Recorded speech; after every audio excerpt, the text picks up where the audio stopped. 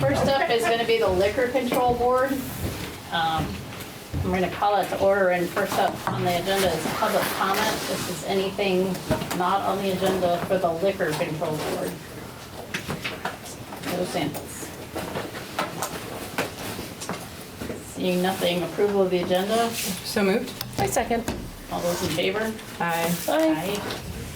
Opposed?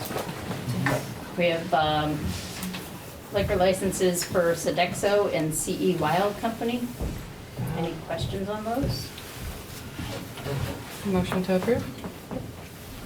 I second. All those in favor? Aye. Aye. Opposed? Motion carries. Entertain a motion to adjourn. So moved. Second. Those in favor? Aye. Now we'll call the select board meeting to order. And first up is a public hearing, and this is a public hearing on the proposed changes to the false alarm ordinance. This was gone over at last month's meeting. Folks were given some time to come back and provide any comments. Anybody here on that one? No, but could you give me a quick synopsis? Is this just opening the door for the fire department and stuff, basically to charge, hey, I've showed up at your house 3 times for faulty smoke detector stuff, you need to fix it? And it leaves, but it still leaves it up to the chief or whatever to sit there going, hey, yeah, this has become a nuisance and stuff. So he still has the autonomy to make that command decision on whether I'm gonna stiff you for 3 trucks showing up at the house. This is what I'm trying to say. It has a dollar value in it for it. So if the town shows up multiple times for an alarm going off that's got a problem and it's not repaired, then they start having to pay for that. So what's the benchmark for then? I forgot what it is. Let me look it up for you. No, I'm just kind of I curious think about they it. get 3, isn't it? Isn't there 3 calls? It's plenty. Well, okay, but that's what I'm saying. So if it's Yeah. one month or whatever, and one the next month, and then third, then you're struck out, now I'm, okay. I just, Yep. Yep, we have some repeat offenders and they take a lot of resources, no, say it ain't so. Oh. so. Yes. Any other from the public? Nothing, anything from the board? Nothing. All right. So next up on the agenda is public comment. This is comment on anything not on the agenda. This is your item. Yeah. Name's George Daniel. I live up in Randolph Center. Just have a couple things I want to bring up. I guess back probably 5-6 years ago, they threw up a bunch of roads, not as many as they should have.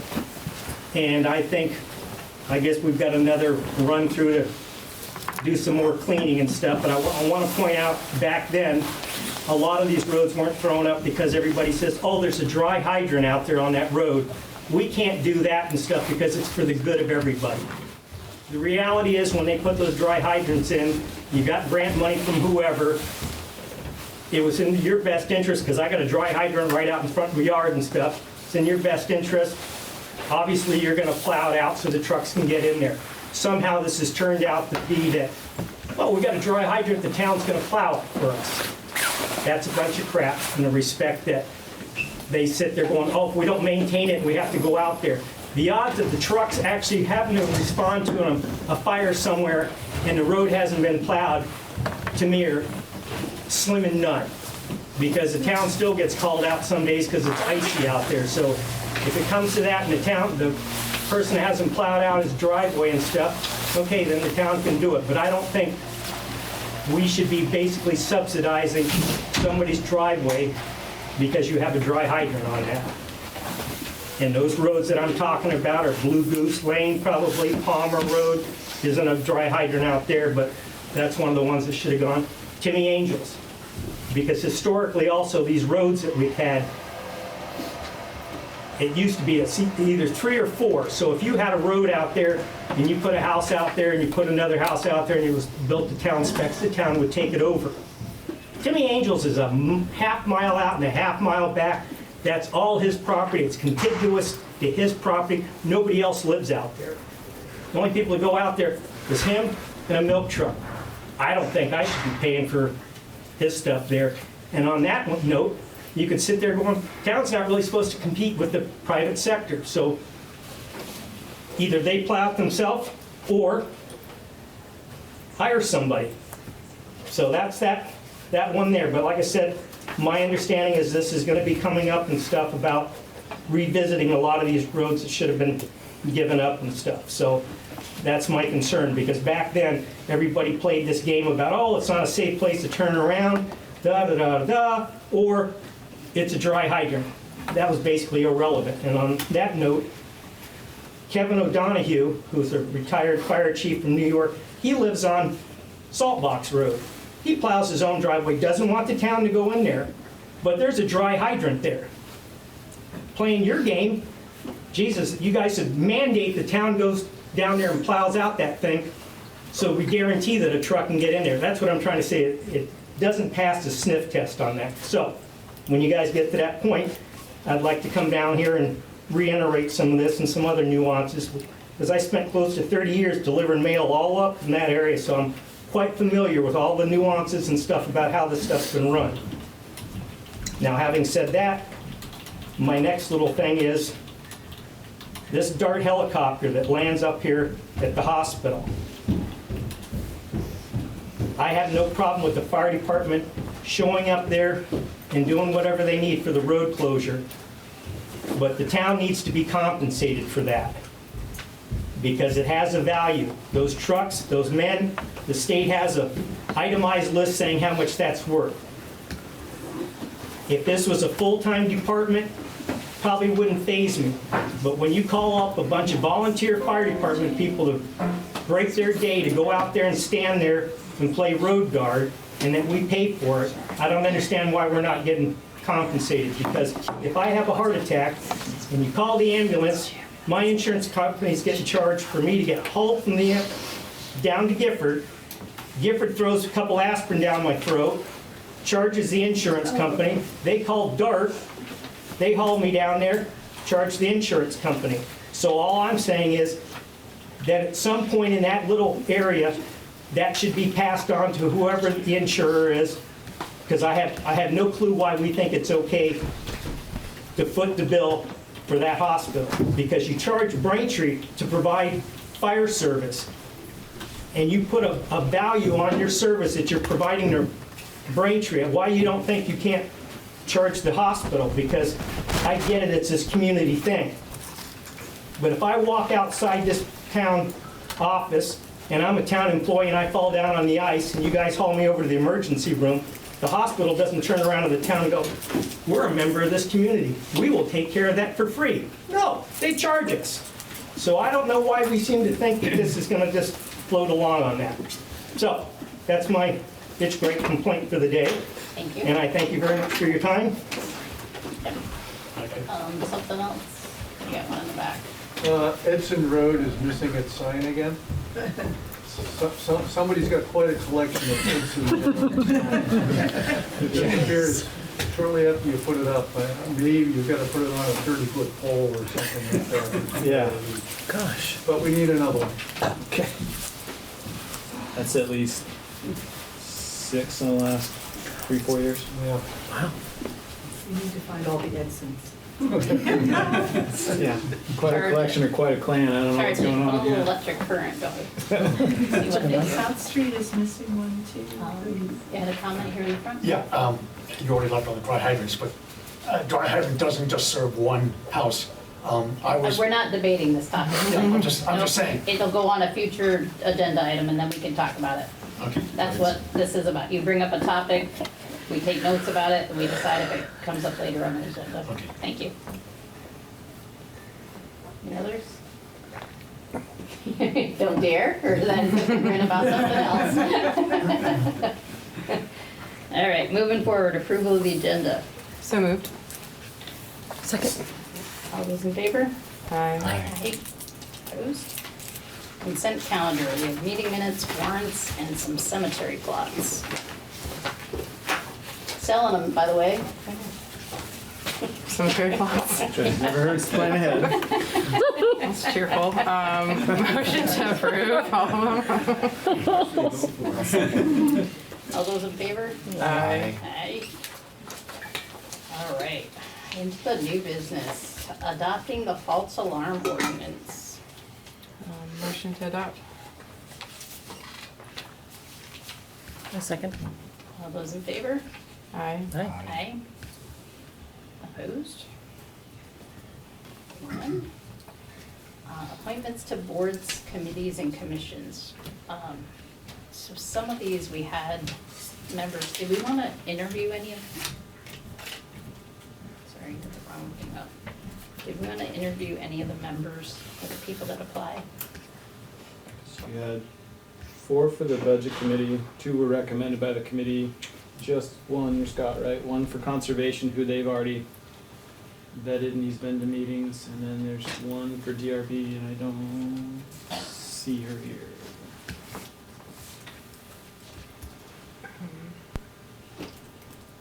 And Matt, correct me if I'm wrong, but there was, somebody's talking about moving in one direction between PC We and have somebody on the DRB. DRB that would like to move to the planning commission. Yeah.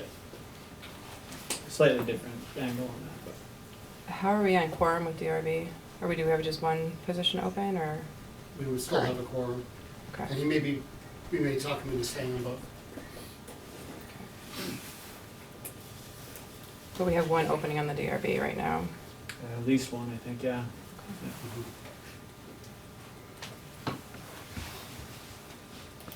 Alright, so do we want to interview any of these people?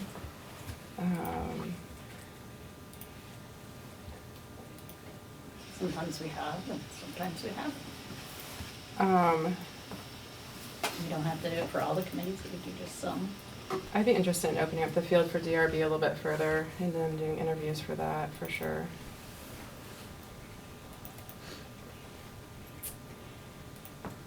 If we're appointing somebody into a term for budget committee, it's only till March, correct? Then they'd have to be elected to the remainder of whatever unexpired term it would be. Yeah. I mean, that's an elected position, so I kind of feel like maybe interviews are a little bit more prudent, but by the time we get to interviews, and approval. That might as well run in March, right? Um, Sorry, hang on. Yeah, I mean, We could do it in December. yeah, They would have them until March. Then they would have to run on their own. and that pushes through the budget process, which is kind of, Well, we can, if you do it then, and we'll work with Ken, we can schedule something up. You'll have your budget presentation for the calendar will be at that meeting in December. okay, So everybody can be obviously invited to that. Then we can go and have a different conversation with the budget committee at that point in terms of go through the stuff again, answer any questions they have, that kind of thing. It's a little bit of a flip-floppy order, but Yeah, the issue we have is the budget committee is, by, statute's 5 people. We have 3, so unless Three. right now, unless everybody can show up, we don't have a quorum. so if you made the appointments either tonight or then, once they have the quorum, we schedule whatever it is. If you do it in December, you give them 2, got a quorum. We can do the You have a roadshow quorum again. if the 3 there currently show up. Yeah. You need the 5, so you got that flexibility. Yeah, that's, so, And so if we, I mean, the meeting is what, it's 3 weeks away, Yeah, December. where we would have the interviews and, 11, I mean, And you select 2. the 2 we recommend, because we recommended, both Yeah. have financial backgrounds, which is why we recommended them. yeah. One of them I got some questions on, but I'd like to interview those members. Contact them. At least, yeah. So budget committee ones, we should bring into the December meeting. Conservation Commission, it sounded like there was one individual, has been to the meetings, participated, likes it, showed up here. yeah, dared to come out tonight. And then DRB, we can interview or go for one. Yeah, do we have that listed anywhere that we're in search for DRB members? There was a general call for vacancies a while ago. I don't know how current that would be though. Could we maybe throw it Yeah. back out there again? Yep. Okay, so, on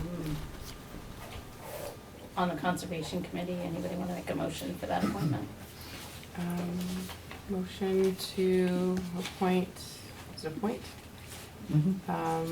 Sorry, Scott, not finding the last name. Casson to the committee, please. Please. So polite. I got really polite all of a sudden. I'll second that. All those in favor? Okay. And thank you. Motion carries. All right. There you go. The fun starts now. It's official. It's electric. Got a question on the Conservation Committee member? No, on the budget committee on the appointments. Okay, Why is that process so completely different from election to the budget committee? Why does there need to be interviews and appointments when there's nothing like that when they're elected? Why is this, why the whole? it's a process. It's an elected position, and so normally with elected positions, the select board does a series of interviews No. and selects. Yes, we do. I was Were you- on the budget committee, Yeah, and I was elected from the floor. I was never interviewed by anybody. There was no such process whatsoever. you weren't appointed by the select board either. No, I wasn't. When the But select why board is that gonna appoints be somebody into an different? elected position, there's this interviews. I went through an interview when I first made it on the select board. That's not the, that's, It's an elected position, and I filled the balance of somebody else's term, and that's what this is. It's the same process. it's not the same process as being elected. It is I'm not the just saying same it's a much process more as being grueling elected. process than being elected, and if you've got two people who the budget committee already wants to be on the board, why this process? Because it's the process that the board has chosen to do.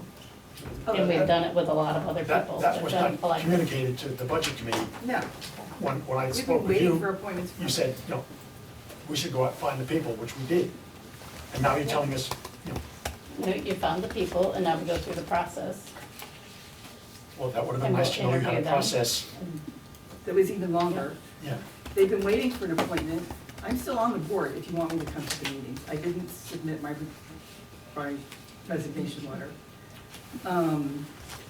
And we've been waiting for an appointment for over a year. Well, to if that you haven't committee. resigned, there's no position to fill, There's one more position to fill at least. okay? Because that And would we've be got four. 2 names right now to fill it, so we would need to interview them to figure out which one. But that's the process we're gonna do, and at this point, we're just gonna move forward on the agenda and keep going. We've got a full question agenda. about this, because I'm sorry, I'm feeling a little lost here. Where can I go to read that process that you've just outlined? If you look at how the board has handled appointments, if they're an elected position, we've always taken the names, and sometimes the committees will bring names forward of people that are interested. And the board does interviews and selects the person to put in it. For our committees, like Conservation Commission, the Planning Commission, DRB, those whatnot, sometimes the board does interviews and sometimes they just appoint. It depends But on where what. So what's can the I- difference? Yeah, So- where is it written down? Like, how do we, the public, know what process the select board is gonna do? Like, is it written down, or is it just State statute done probably, by right? law? I think it's in I statute. don't think it's written down. I think it's just been our custom. Yeah, it's the way we've done it for years, since I've been And on. I For think it's 13 just- years, that's how it's happened, I but think it's just the kind of thing that we have discretion over in terms of how we act as a board. There also is a policy from 2015. It's on the policy section of the website that does cover interviews and circumstances and appointments and stuff like that too. In addition to being your practice for as long as I've been here with you. So just so I have some clarity, because I think this has gotten a little confused. If someone is being elected to a committee or a board, they just get elected, which is the process that Tamara went through. She was elected well, that's from not the a floor. committee or board. But, well, Okay, but if you're filling, if the select board is filling a position on one of those committees, then you interview? Is that, okay. And do you only interview if that committee brings someone forward, or is it ever on you to find someone to appoint? Because the budget committee has been waiting for a couple of years to have someone appointed. And did Scott go through? No, he was left. So lots of times, the town will put it out on their website also, and sometimes the names comes forward. I think in, like when we looked at the Conservation Commission, one of the pieces, and we did this just recently with somebody else, said, why don't you go attend a meeting or two of that group and see if it's a fit, if you like it, if you like the work. So sometimes you get people that come forward and they have a lot of experience in something, they have that. Other times they're like, hey, I might be interested in that. You'd like to know that they are interested and have done the research and want to be part of that, or they have the skills that match it. There's different pieces, but like, it depends how they're coming forward and what they are. Like, we go through a process in March, right after town meeting, where all the boards get looked at, not the boards, their committees, and who's on them and whatnot. And sometimes in those we get nobody, right? We've got a lot of positions now that nobody has stepped forward. Sometimes we get just the members that are there, want to continue. Other times, though, we've had a lot of interest in a specific batch of seats, and we've done interviews on those, and those aren't elected positions, to try to narrow it in and get the best fits. So I'm looking at the policy you just referenced, and timing of appointment here, what policy is this? This is Town of Randolph Committee and Board Appointment Policy. It doesn't have a number associated with it, but that's the title. And it says that for the timing of appointment, which is section 4, subsection B, all vacancies shall be filled as soon as possible in accordance with the procedures described below. However, that notwithstanding, the select board may choose to fill the vacancy at its annual organizational meeting if the vacancy arises within 4 months prior to such meeting, and the vacancy on the committee will not hinder the work of the committee. It sounds like, if I'm understanding this correctly, that that's not what's being done here. Like, I'm hearing several people have expressed that these empty slots have been going on for quite some time, and it's hindering their ability to actually do business. And instead of appointing people as promptly as possible, you're not. So the names on these positions, this is the first night they're up for consideration, the first time they've come forward. So we're not hindering it. And it's 4 months before, so according to that policy, we could say we'll wait until March.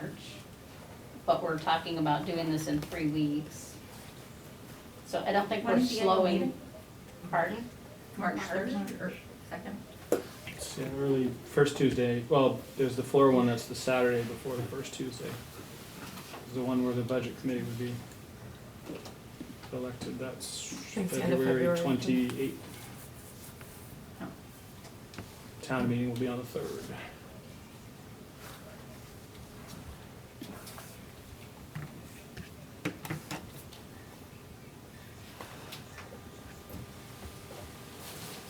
Okay, so next up, we have the walk bike master plan draft and feedback.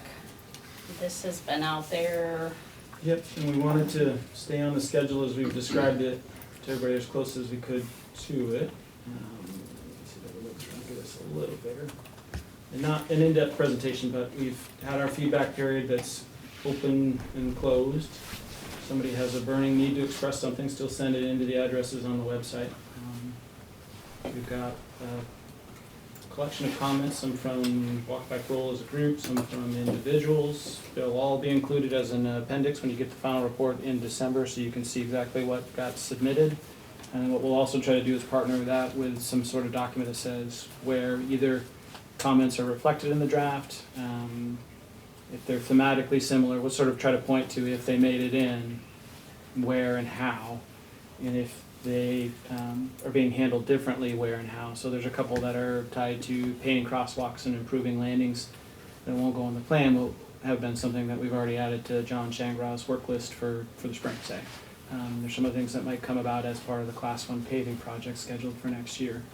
One piece of feedback we got had us building a road and a bridge right through the golf course we'll include it in the appendix, but it's probably not gonna feature in any of our efforts or planning. And so that we can do all that, so everybody can see sort of what's in there and that, and then if there's any desire to make any further amendments, you'll have everything in front of you at that point. Just so everybody kind of goes through, I'll just highlight a couple of pages in terms of the different components of this.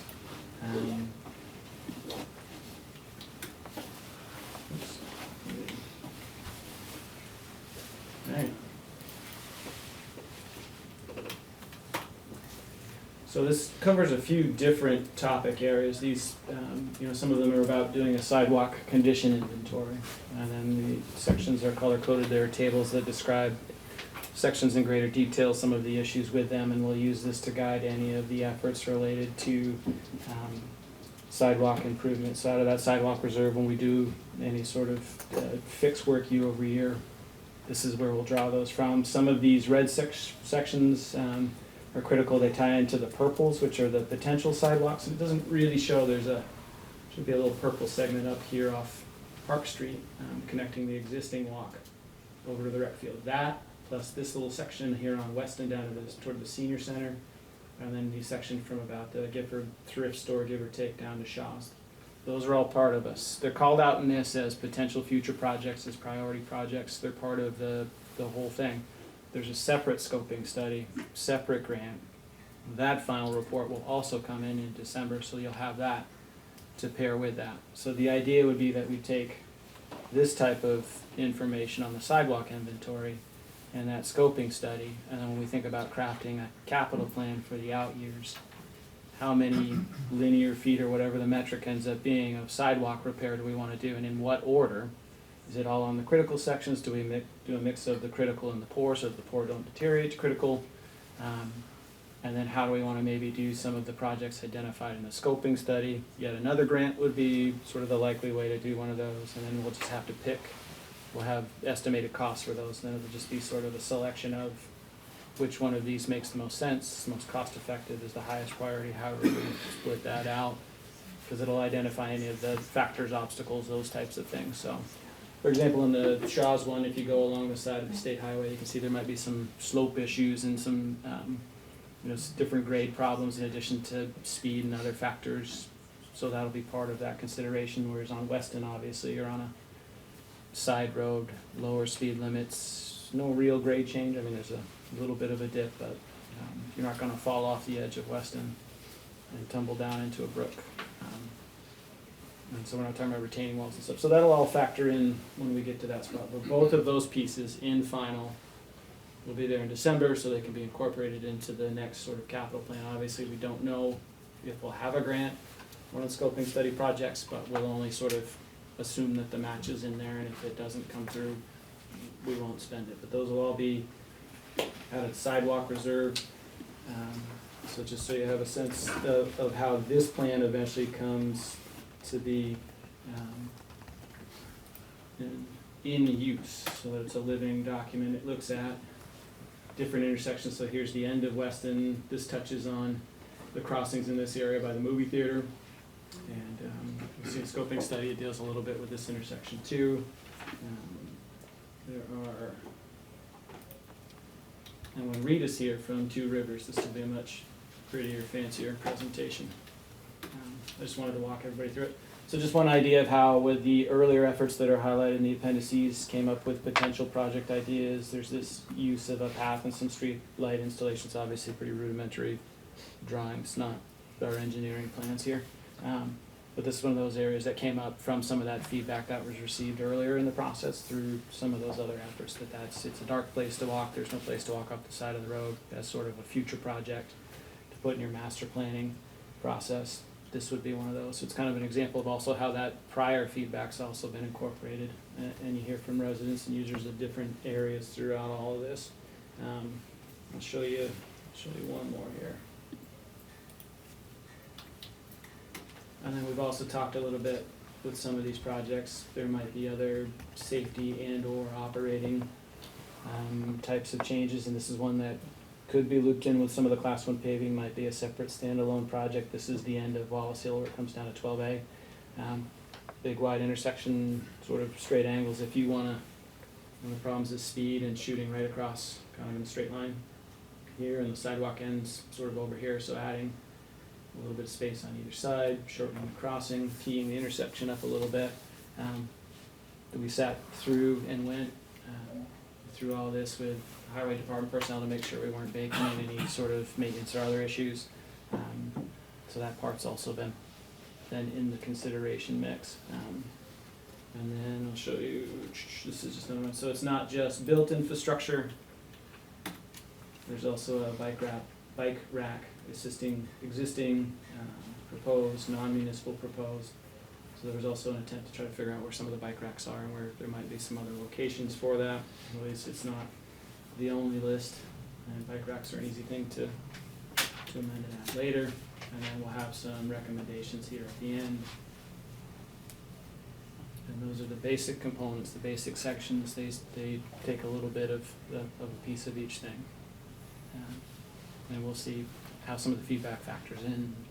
Like I said, we'll just at least say it's not in there as sort of a separate call out, but it fits thematically with this section, so that nothing gets lost in the process.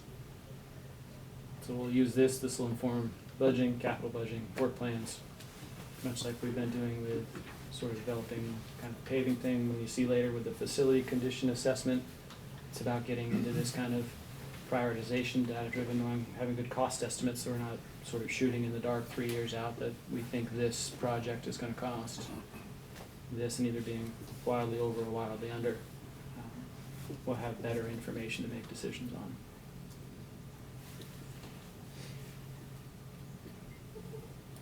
And this is still on the town's website. Yep, front And written page. comments. Yeah, can front still come page, in. top right, 2 email addresses. So if folks want to see it, click the link kind of at the top. It says click here, and then you can send the feedback. One will go to Judy. I think one's set up to go to Mark. Either one gets here, so. Questions? I don't have any this time. And that'll come back around for next month. Yep, there'll be final report, final presentation, then you'll be in a spot to accept that. And then because that night we'll also do some draft budget conversation, scoping study. This will all make more intuitive sense in terms of how the pieces could fit together and or why they don't. If there's some sort of scoping study comes back and the projects are more expensive than anybody's anticipating and there's a different trajectory there. Just a quick question. I'm glad that that it's still available to look at. Is it intuitive how the prioritization of projects? I mean, I can see things like out by Shaw, the difficulty levels. That was pretty. Though Shaw's is my orientation would have Shaw's up here and Right. But that's okay.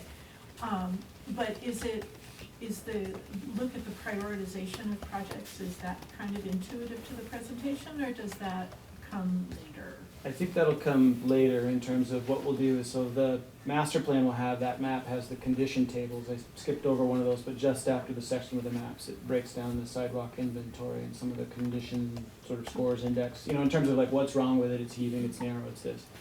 And then we'll have to figure out what's the right prioritization. And do we just go straight after the red sections that are critical until we turn those all to one of the more favorable colors, or do we maybe do a few poor ones in there to keep them from deteriorating further? And so we'll try to figure out what that mix is. And some of it might even be, once you assign assumed cost to those activities, it might be we're balancing out based on that. So we might year over year. So when we do attack our paving projects, we don't do all the highest priority ones in year one for cost reasons. We try to figure out how can we stack them, and are there ones that are still somewhere on the priority level but maybe are adjacent, so we can save some costs there. And so there's a little bit of art to the in terms of how you assign which one in which year, and then there's a yearly look to say, are these still the priorities? Have conditions deteriorated or some other material change?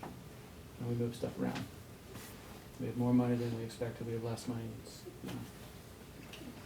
A number of years ago, there was a lot of conversation about upgrading sidewalk walkability on Maple Street. is that a part of this? It's mentioned in the plan primarily through the sidewalk inventory in terms of the condition. It's a red. Indeed. It's a fairly deep red, yeah. That one's a little trickier just because it has historically tied into a larger project Right. there that involves some subsurface infrastructure. There's the potential movement of power poles. Mm-hmm. There's a broader project. So at some point we've done some lesser levels of paving to extend the paving life, make it easier to maintain, reset some of the stormwater and other features there. Mm-hmm. So that was sort of the short-term fix, but at some point we'll have to figure out, do we do it all as a single project, do we do it as different projects? And the last cost estimates we had from 21, 22 era were at least $2 million, I think, in terms of, It's a long street and a big deal. yeah, whole project. Because you're taking everything up and you're doing water lines, because there's issues with the water lines underneath, wastewater lines. So it's one of the ones where all the aging infrastructure comes together in Yeah. one linear corridor. Okay. Well, there's also not enough right of way, right? So the right of way is not there unless you change the street makeup and make it a Sure. one-way street or do, That was all part of, Yeah. yeah, there are notes about how. and then this it was- neighborhood didn't want it to go that way and this neighborhood wanted it to go another way. It got pretty messy there for a while. But I think you could It's still- probably, for lots of folks, if you put a curb in, there would be folks that would be perfectly happy with that. It's, but I remember all of those conversations, some of them happened right near my front lawn, as a matter of fact. But I just wondered Yeah. where that all sat and whether that was included in this, because there's absolutely no doubt that sidewalk was old when Jack Cowdery was a teenager, so Yeah. So it is through the condition inventory, but Okay. not as a whole sort Okay. of project, yeah. Thanks. Yeah. All right, moving on. The Cupola grant and easement discussion. Want to take that one? Well, Trini and I have had some conversations, and it sounds, well, you're the person who knows more about the possible scoping study. Do you want to talk about what you know about getting a cost estimate? Sure. So, we went back and looked at everything that we have, and we do have, I think in 2021, there was a proposal that came in on a grant application for the board to approve that talked about an assessment that was done, came to about 200,000, I believe, at that point. But we haven't seen a real clear scope of this is exactly the work that needs to be done and this is an estimate. And there was conversation about bringing in somebody else and having that done and getting an actual number. There was a number and then there was a factor added to it, I guess, or something years ago. But anyway, in my day job, we are doing a restoration of a cupola on the White River Junction train station. And so had a good conversation with the contractor that came in as a sub under the main contractor. And they have agreed to come to Randolph. We don't have a date yet, we don't have what we need, and look at that and actually give us a very clear scope of exactly what the work is, what the man hours would take, what materials would look like, all that type of level of degree, along with an estimate of what the actual cost for that type of work would be. We think that's, and we've also asked him if he could look at it from is there a way to do two different phases to the project? One that basically secures it, stops the leak, does the main stuff, and then some other, or does it make sense to do it all as one? So we have the request in, and he's actually in Long Island or something right now, working on one. And so we'll get back to us, and we're hoping that can happen mid-December, I think is what he advised was a potential, that he could come in and look at that. And so that's only happened in the last week, maybe, to get another set of eyes on it, but, so that's sort of what that piece is, to give us a much better number of what's the real number, what do we have to look at? Where does the money But- for that come from? Where does the money for what come from? For him to look at it? Mhm. There's no charge, How come? so, Yeah. because he's not charging us for it. But Trini, We've talked with him. doesn't the library already have those numbers? Yes. Yeah, We haven't seen a scope that breaks it down for like what the actual work is to be done, man hours and a cost. And then we had a cost a while ago, and then I looked back in the notes that I had, but there was a conversation about a percentage was added to it to get to what they thought the But you're number would bringing be. in somebody who's not familiar with the project. There are people who are already familiar with the project, who have bid and so forth and so on. Why are you bringing in somebody totally new? Well, this is a person that does this work every day. But he's new to this project. And they're not charging him, that's a lot of work. Yeah, that's kind of weird. Not to look at it. Very weird. So I'd like to, since the select board is not aware of how far along the architectural and engineering process is for putting together the specifications and the drawings. In April, I'm gonna get the month wrong. Thayer Riley Wilson is the architect that the library trustees hired to do the scoping and cost estimating. They spent 2 days on site with a roofer going over the condition of the cupola inside and out in fine detail. And they provided the library board with a report, a preliminary report about their recommendations, both in terms of restoring the cupola, but also other problem areas that they spotted. Flashing on the pediments below some of the Palladian windows, there's a lot there. So months later, at this point, the 80% complete specifications and drawings have gone to the National Park Service for review. So with guidance from the Preservation Trust, who also has a hand in paying for the project,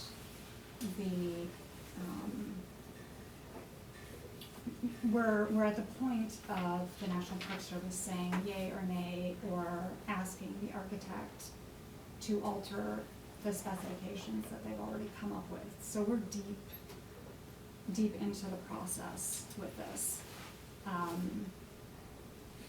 I have a preliminary cost estimate that was based on 50% complete specs and drawings, so I didn't feel like it was super helpful to share that information. It felt like there was too much wiggle room. But I can tell you at this point, including some of the alternate projects, including the ones I mentioned with flashing, the roof drip edge, some other odds and ends, we're looking at about $850,000. So the grant monies we've secured so far are only for the restoration of the cupola. The rest of it, they're alternates, so we'll see whether they can be folded into the same project. Mobilize once, pay less, but if we don't have the money for it, we'll have to break it out into separate projects. So that's where we are in terms of the process of getting those specs completed and approved. Can you say one more time, the 850 is for everything or just the cupola? That would be for All of- cupola restoration and The little projects. alternates. But you don't have, do you have an estimate for just the cupola? If you'll give me a moment, I can see if I can find it in my email.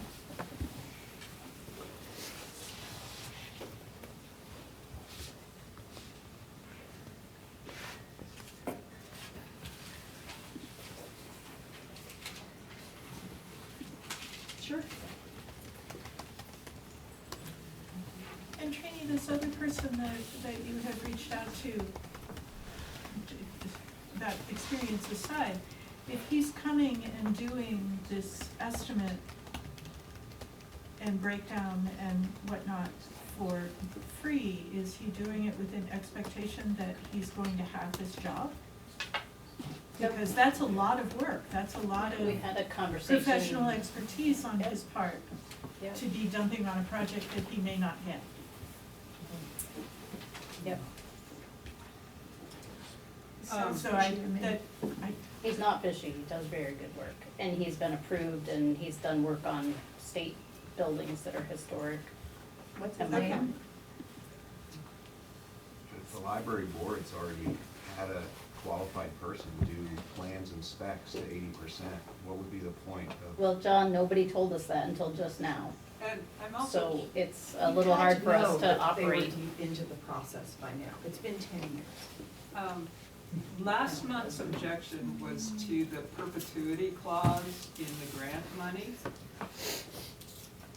I feel like there are moving goalposts here. There are. Clearly. Well, there hasn't, the request was to talk about this individual that we found. We haven't talked about the grant yet. So, sorry, Okay. what was his name again? I'm looking it up for you. I have a question for the rest of the select board. Would this Can we just contact- pause for a second? Like, we have like 6 questions happening, so just. And can I also, just as a process thing, and everybody, before you speak, just identify yourself so that when we pick it up for the minutes, for the recording, we know who's speaking, so when Judy does the minutes later, it's a little bit easier than Oh, sorry, my name is. person in front row, person in back row. Just a weird process thing, if you could, please. Good catch. It's the Robert Morgan Company. How do you spell that? Robert Morgan Company.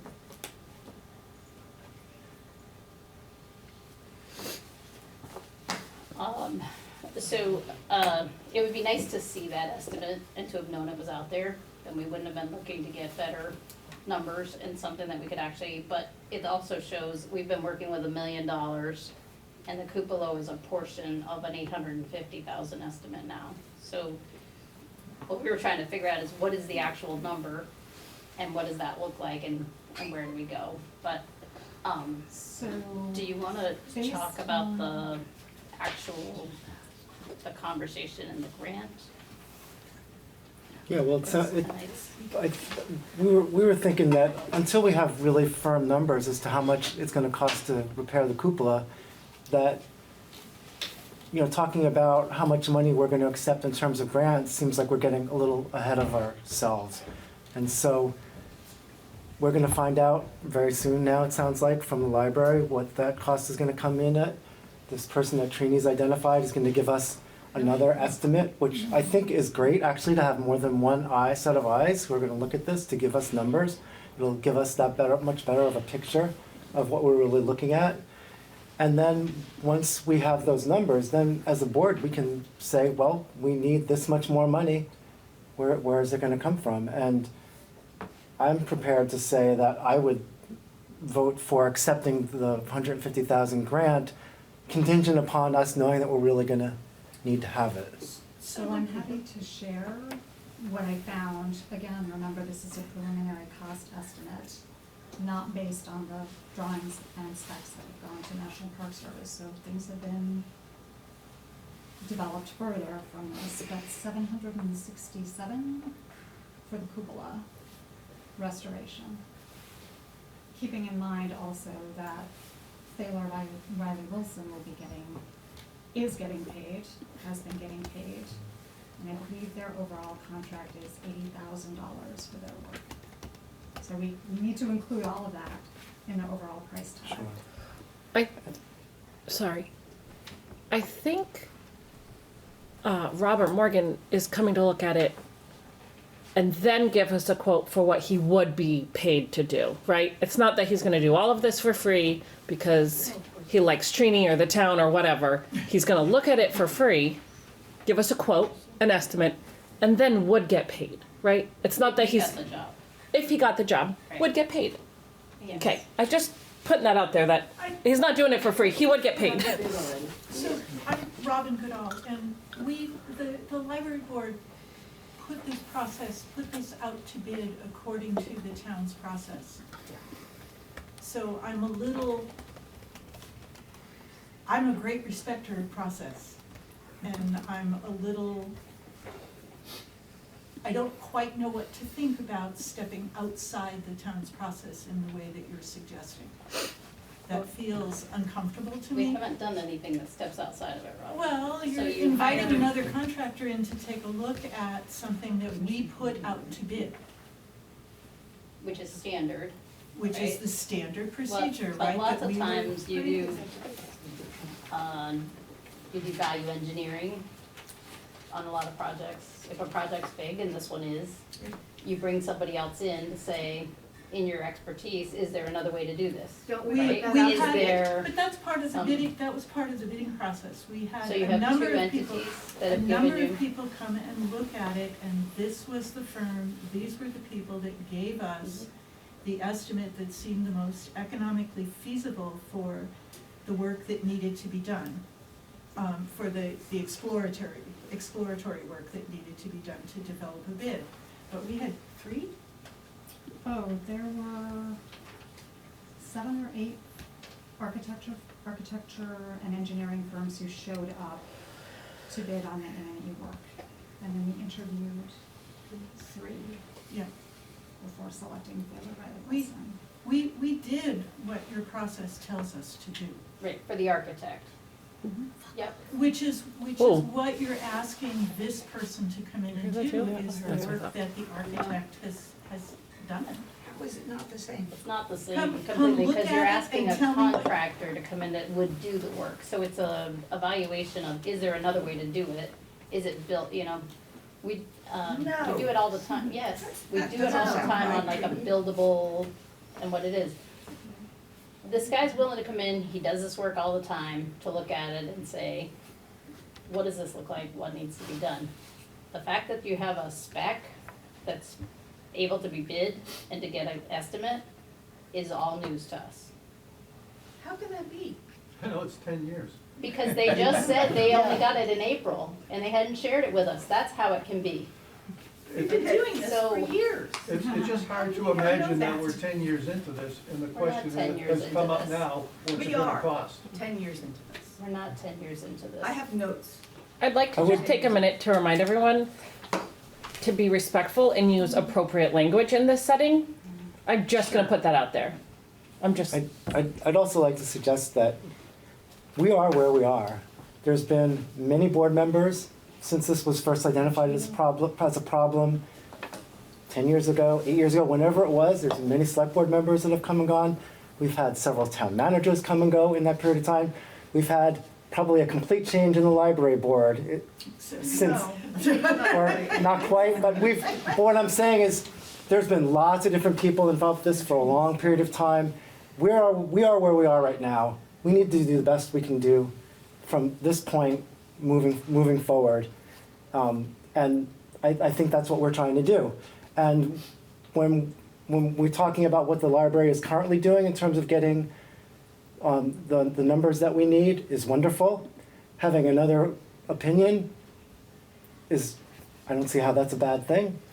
And then also in terms of whether we accept that $150,000 grant or not, the VHCB and the Preservation Trust have been very, very clear that we are under no pressure to make a decision on that anytime soon. And given the fact that we're still collecting information about how this is all going to work and how much it's really going to cost, there's no urgency in terms of accepting that grant.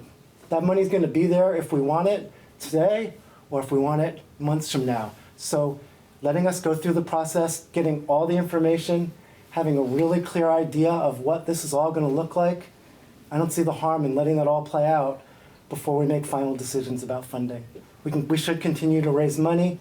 We're not saying we're not going to take that grant. We're just saying, let's get all the information in. Go ahead. I think they actually, one of the comments they made was that they wouldn't allow the project to move forward until all the money was raised and it had cleared all these hurdles. And then at that point, then the town could commit to whether to accept the grant and the easement. And I don't think anybody's against accepting the grant. It's more of a, if we don't know how much it costs, that should be one of our last sources to sign on to a perpetual easement. I think if we if we can do the cupola for less money and fund it through other ways, what does that look like? Your person? And sort of, can that, As the Amy Grassmith, the library director, as the person who's been shepherding this along, I have zero objection to having somebody else come in and ask me questions, poke around the cupola, see if they can come up with a cost estimate. It will be interesting to see how that is similar or different from what our architect comes up with. You know, they have deep and wide cost estimating structures to give us an idea. What it will come down to is what are the bids? And that is completely unpredictable. So does it make you all feel better to have somebody else come in and give their ballpark? Great, let's see what that is. Just with the understanding that until we receive those bids from people who actually want to do the work, who knows? It could be a big old surprise, just like it was when we put it out to bid the first time, thinking that we had the cost covered with $200,000 and it came up in at more than 700 grand. Hopefully it won't go that way. That would be a really, really big bummer. Hopefully we'll be delightfully surprised, but until we get those bids, who knows? Is it possible for us to take a look at the quote you have? Sure. Or the bid? I mean, we have been discussing this at Yep. library board meetings all along, which just like your meetings are open to the public. I'm happy to send that on to you. You're welcome to take a look. I'm happy to send you the 250-page specification manual and all of the drawing. You can look at all of it. It's all public record. So I will send all of that to you. Amy, when are your meetings? Well, they're usually the third Thursday of the month. Tonight. So you all were able to. Oops. That's great. Okay. Yeah, Thank you. so- I'm gonna put it on my The calendar. week after you. Thank you. So Heather Bowman here. So the Robert Morgan guy, is he planning to put out anything for bid? Because as Amy says, you know, that's a huge variable. How detailed is this estimate that you're planning on getting from this person? What he offered to do was come look at it and give some feedback as to what he saw as the damage and how the repairs should be done and what that cost would be. As far as how detailed, we didn't give him, this isn't somebody we issued a spec and hired and said, meet this spec and give us this level of detail and give us this piece. It's somebody who's working on a similar project, has the expertise, specializes in this type of work, that offered to come look at it and give us his feedback on what he would do, how he would repair it, and what that cost would be. Where was he And- when the bids went out before? He was probably down in the southern part of New England working. But it gives you two different perspectives too, right? You're getting it from an architect right now. He's the person that actually does the work. And as somebody who owns a construction company, I can tell you those two views lots of times are quite different. Should there be a charge associated with his time and effort for coming to do that? Is the select board going to take care of that? so actually on his website it says, call today for a free estimate to include a thorough inspection and evaluation on the overall condition on the interior and exterior of your steeple or tower. So it's free. You have a budget for buckets? For buckets? Yeah. No. Okay.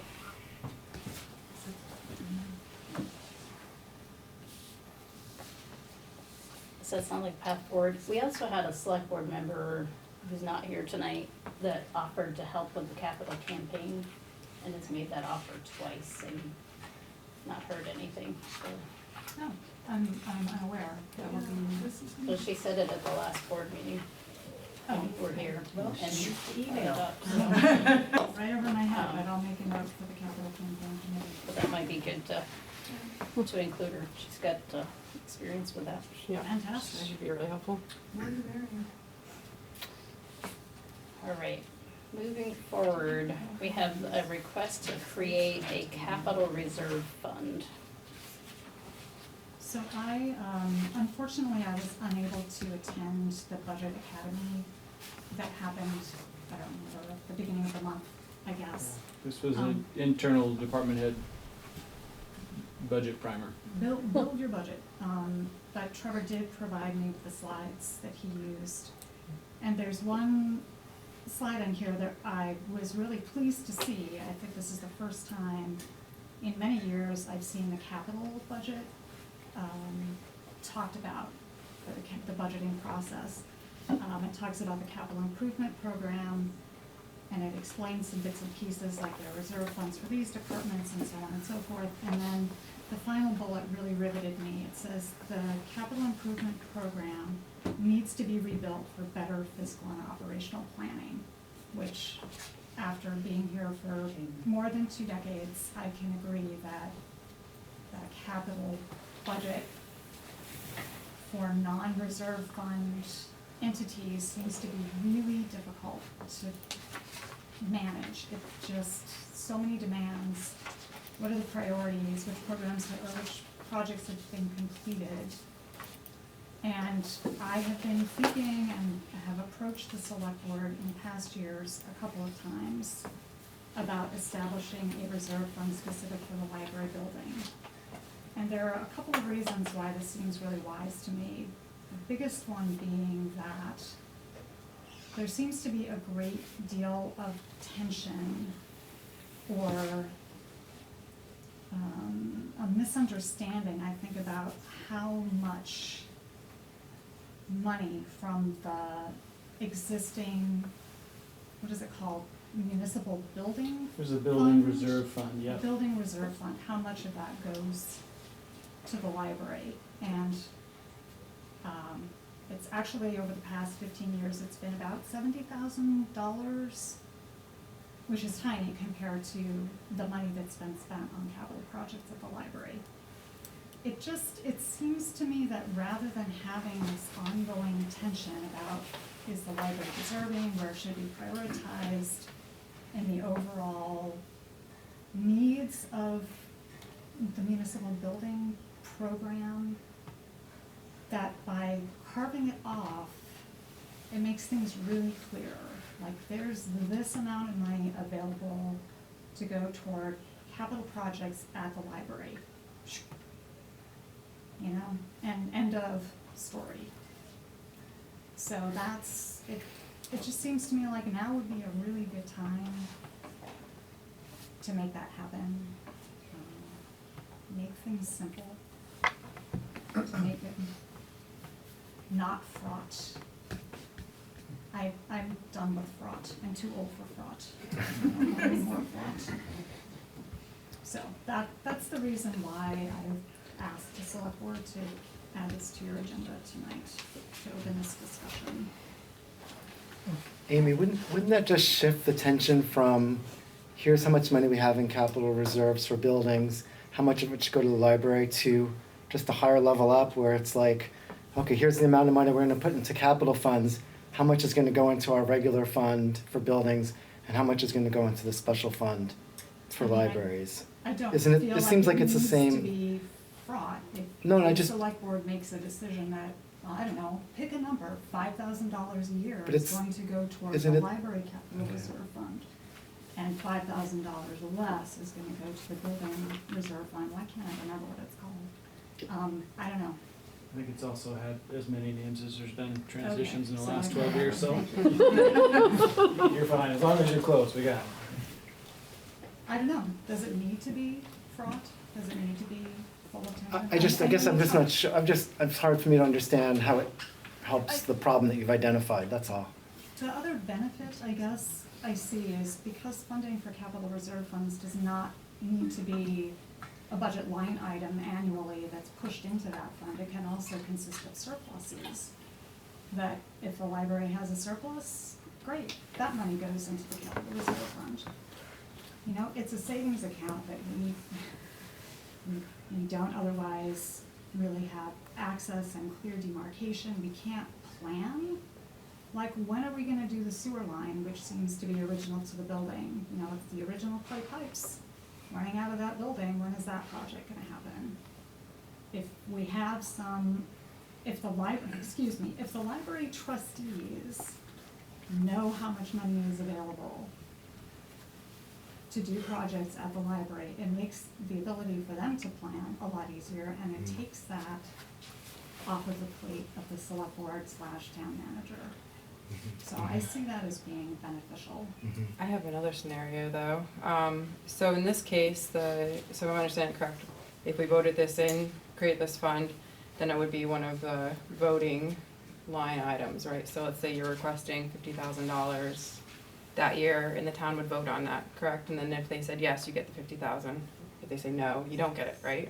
Is that my understanding of I it? think there's a proposal here that, Well, like if there's many ways you can fund it, it's just they want the library cut off from all the other buildings and have its own reserve fund, so. But it would be voted in, so the budget for that, the amount would be voted. You could do it that way. If we You could structured do it like our other reserves, it would appear Right, that the you highway, got a right. line to the bottom of the library budget that's transferred to library building reserve, or whatever we call it. Yeah. And it would be part of the budget number that goes before the voters, but not a separate I see. question that would be out. So it wouldn't be like the highway, because, Well, the highway ones, those are all built into those budgets as the transfers to those capital reserves. The part that's been separately voted is the surplus question in terms of if there are additional funds at the end of the year. okay, correct. Okay, Emergency yeah. fund first kind of a thing, or rainy day fund. And then it would go, it's generally been paving and then some percentage to Dunn Gravel Road, and I think right now it's for the highway equipment reserve, 'cause that's one that was fairly depleted. So you could also then structure, that would be a separately voted question.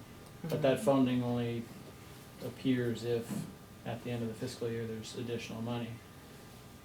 So it'd be hard to plan around it because there's variability with it, you never know, is it gonna be more, is it gonna be less? Is it, But so here's you're always trying to another like build the balance there.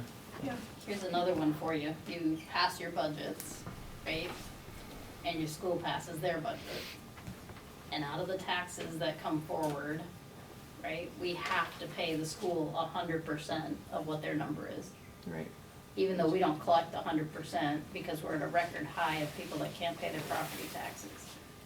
So you have some percentage of the taxes that isn't collected, but yet the school's been paid 100%. And now, if you set up some of these so that they get the full amount of their budget, whether they spend it or not, they're not taking a hit for those uncollected taxes like all the rest of your departments across the budget. Right, so they're now you've got your pool of money you should get, you're collecting a percentage of that. Out of that percentage, 100% of the school money's coming out, 100% of the library budget would come out. And so the highways, because they come out of there, these other groups are gonna take a bigger hit because you're not gonna collect, as we continue to see an increase in people not able to pay their taxes, that revenue is shorter, right? We're getting less, but the impact becomes a smaller group, takes a bigger hit on that lost revenue. Why would it be set up that way? That's the way it is. I'm confused. No. Are you talking Yeah. about the annual operating budget, or are we talking Yeah. just about the capital reserve fund? 'Cause you All of lost me it. on memory. All of it. So when you look at, you walk in and you check your boxes and the budget is in there, right? And then that sets your tax rate and all that on your bill. Right? So we gotta raise X number of dollars, that goes into your tax rate.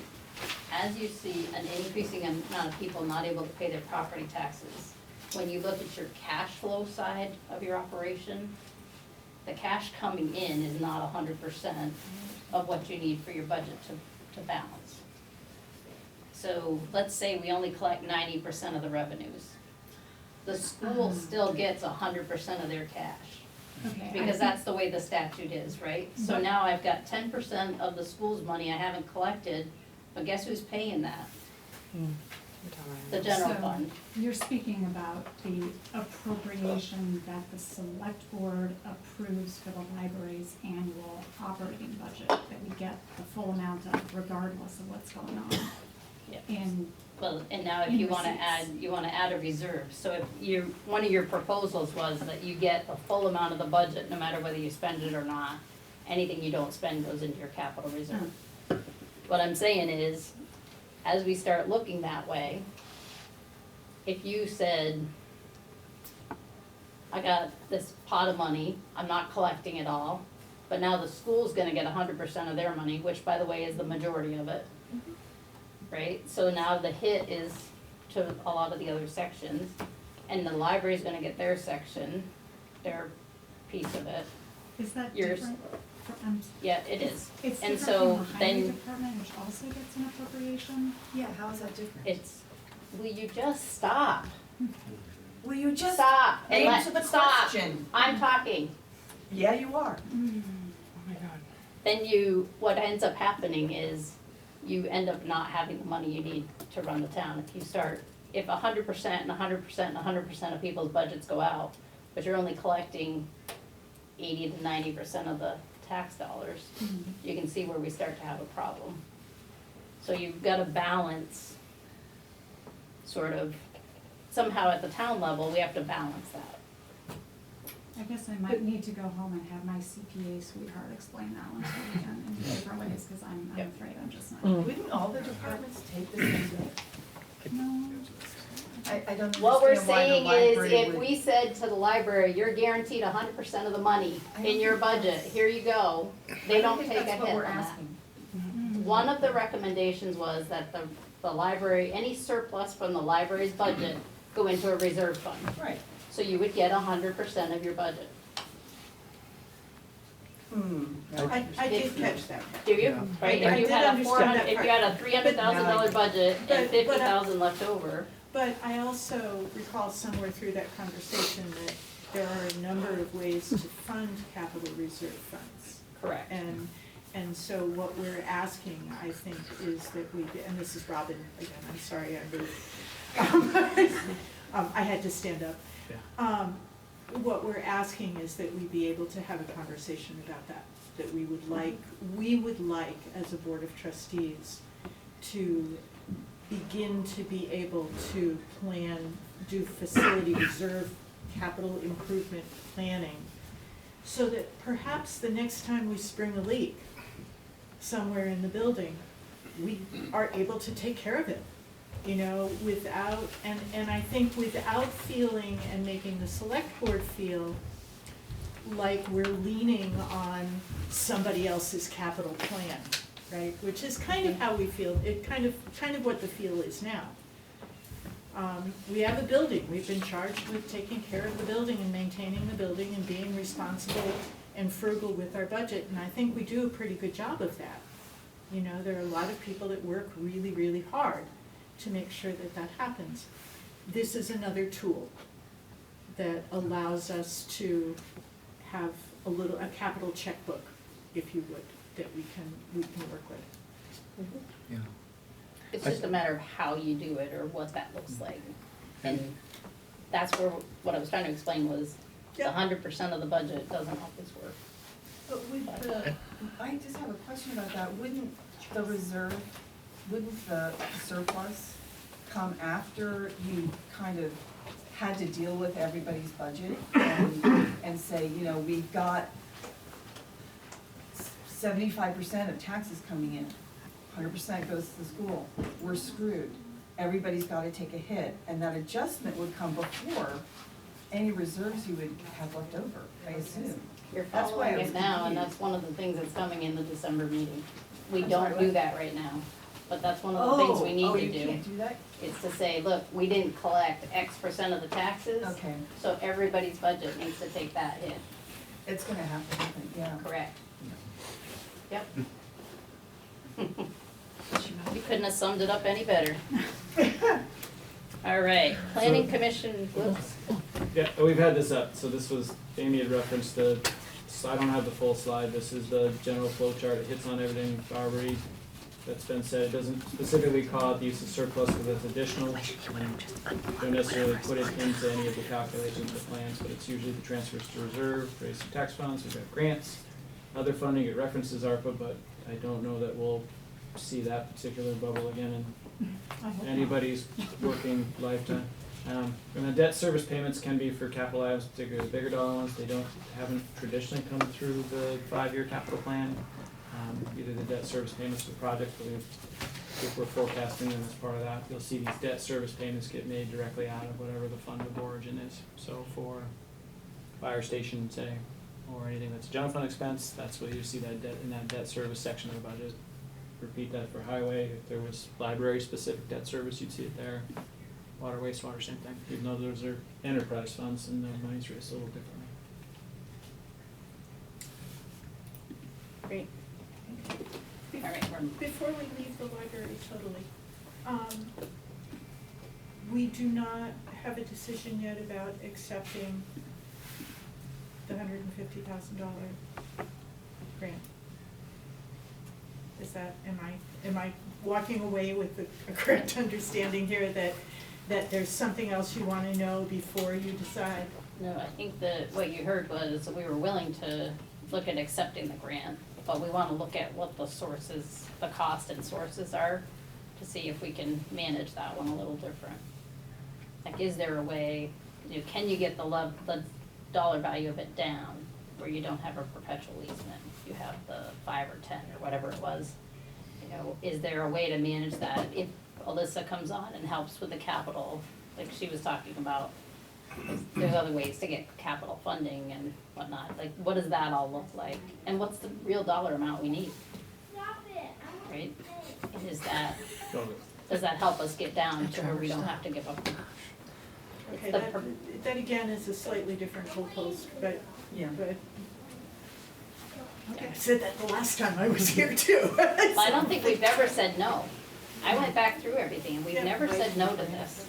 What we've said is, we're just concerned about that perpetual easement. Well, but we're not there, right? Okay. We're still, what, 400,000 short if you use the $1 million number, or 450, or whatever that number is. So we got a ways to go before we're gonna be ready to, and it's gotta go through process, right? The preservation trust or PHCD won't sign off on the grant anyway, unless all the money's there. The plans have been signed off on, the contractor's on, there's a dollar value of contract, all those pieces, so. I don't think anybody's ever said no to it. That's like our last piece. Thank you. Thanks. Planning Commission. Events.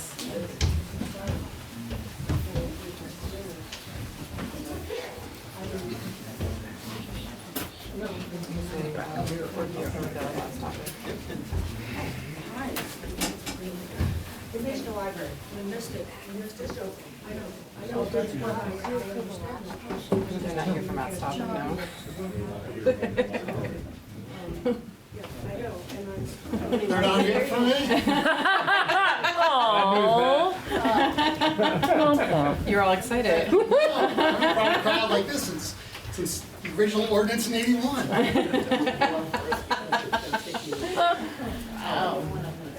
I wasn't even around for that one, just so everybody. I wasn't live, so. Damn. Me either, so. I know, I wasn't gonna, Molly's definitely next to me, so. Definitely. I was only a little bit from graduating high school. But this is being more direct. There it is. Yeah. Yahoo. Would you like me to give an overview? You're good to go. Yep. Yeah, just send me a message, just. I'm Matt Borowski from the Planning Commission, the chair of the Planning Commission. And roughly a year, 18 months ago, we were asked by the Selectboard to evaluate and rewrite our 1981 event ordinance. And so we did that over the course of 6 months or so at our regular meetings, getting input from other folks in the community who've had experiences usually adjacent to an event that was either permitted or not. What we tried to do is, it's worth first pointing out that the 1981 ordinance is not great. And it's tough to know just what needs a permit, and it's tough to administer as the select board, and also tough for individuals. So what we tried to do is craft an ordinance that was both relatively easy to administer from the town side, and also not onerous from a citizen side. We tried also not to write an ordinance that required you get a permit for everything. I call it the Matt Morosky clause. You can be a really loud neighbor once a year and be and do a lot on your property, but really only once. So you try to respect sort of those unwritten rules about how to behave with your neighbors. So what we've done is we've defined the ordinance, and I'll just walk through some of it pretty quickly. The ordinance first defines what an event is. There are sort of 4 triggers for an event based on the number of people present, and the number of people depends on whether it's on private property or on public property. Essentially, 100 people on private property, an event that would bring 100 people would require a permit. It's a smaller threshold for public facilities because if you have, say, 25 people on, and the number is 25 people on a sidewalk or gathering in town might require town resources, so that the trigger is lower on public property. So those are the first 2 triggers. The next 2 triggers are essentially, they're a little bit broad. Undue noise, I'll read it, undue noise, odor, or other impacts detectable beyond the property line in a generally sustained manner, exceeding 6 hours or more, on more than 1 day per year. And the idea there is if, let's say, somebody's gonna have an event on their private property, but not meet that 100-person threshold, but it could be 99 people and still cause almost all of the same issues with neighbors and possibly with public safety. We wanted some way to bring those events underneath the ordinance.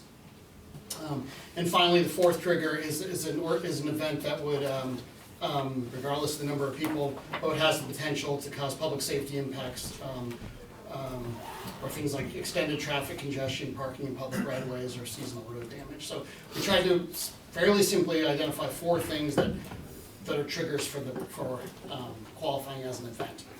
Then, once you're an event, we define 2 flavors: minor and major. And minor is something that is very easy to apply for, and it would be approved administratively by the zoning administrator or whoever the select board designates as the person to review and approve it.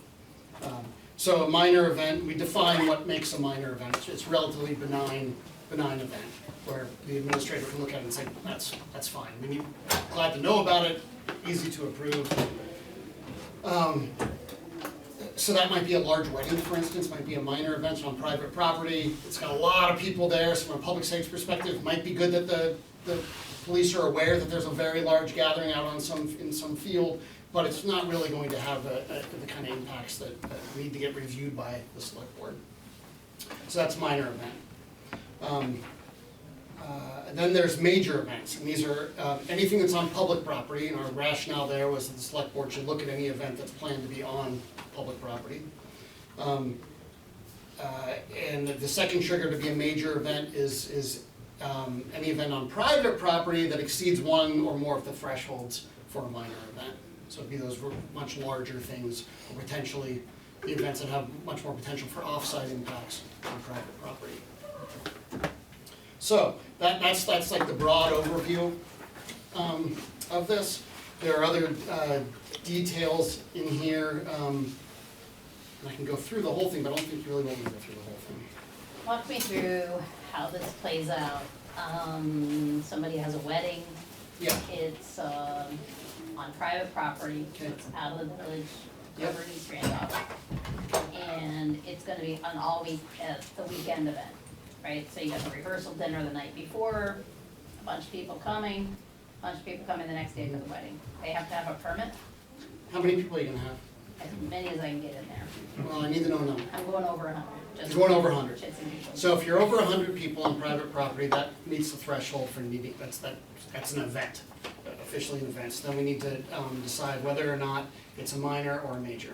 So we step through on paragraph 2.2, do you have it in front of you? Yeah. Okay, so paragraph section 2.2 defines what a minor is. So we say it's on private property, you said yes. It does have a duration of not more than 10 hours on a single calendar day. I'm going for the weekend. You're going for the weekend, so you don't meet that threshold there for a minor, you're now a major. Something I can do right now for nothing, right? So Mhm. some of these events are, that people have are one time a year, but it takes the whole weekend. Yep. And now we're gonna put that into the town offices to have to issue a permit. Yes, that's how this is written, but let me say that it's written, that was intentional, doesn't have to be that way, you may disagree with it. But it was written that way, I mean, a lot of this, and you know this better than I, a lot of the interest in rewriting the event ordinance came out of an event held in a rural area, that was an all-weekend event, that made a lot of noise, and so it was really, beyond what neighbors thought was a reasonable amount of activity and noise and impacts beyond the property line. And that was a multi-day event. We tried to write this so that that event, that was a tractor pull, that event can in fact happen as a minor event one day a year.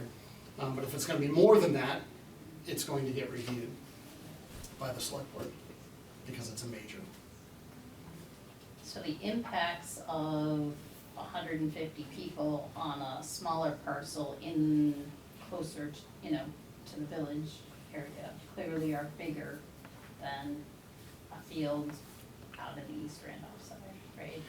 Should we be differentiating between, because we're not gonna tell the law enforcement anything out there, right, because it's the state police. Mm-hmm. Okay, so we don't have that, we don't have any other services out Yep. there, right? Yep. So we're just coming in to tell Trevor that we're having a party if he wants to come. I see what you're saying, but there are Invitations are some other mandatory. important thing that differentiates, what we heard in the testimony from people who held events and people that were impacted, they thought negatively by events, is in many cases there was a lack of communication, they didn't know. And so one requirement in this, both for minor applications and major, is notification of abutters. For minor events, you have to let your neighbors know, but it's a self-certification. When you fill out the application, you would say, I let my neighbors know. And because it's a minor, you take it at your word, you certify you notified your neighbors, and off you go. For a major, same process of notifying neighbors, but they're, in the same way you have to notify abutters for, say, a development permit, and prove that you notified the neighbors by a little slip that the post office will give you. You have to do that for major events. And so out there in the country where we don't have police services, we're not gonna send anybody out there. You would still be notifying neighbors. And what about events that people might hold, like an estate sale, where they have no way of knowing how many people are coming, and it might be for a couple days? Are we gonna require that? I mean, it could be 100 people coming through if they, depends, I guess, how much stuff they're Yeah. selling, but I'm just wondering like how, it's quite a change. It is quite a change, and forgive me because I'm gonna look, because I wrote this in April. Yeah, So but I was I'm just trying to remember figure the out the details, whole, because we like- did talk about exemptions, and it got into things like sales and such. Give me a moment, please. I mean, I could see if you were gonna have a large estate sale in Larry's neighborhood, right, where you're gonna have 100 cars pulling in through the day and they're gonna park all over everybody's yard and whatever, that might be a challenge, but again, if you're out more in the rural area where set up in a field and come on through, it's not as big a deal. I'm just Yeah. trying to figure out like so- where are we adding No, more good work than we questions. really need to?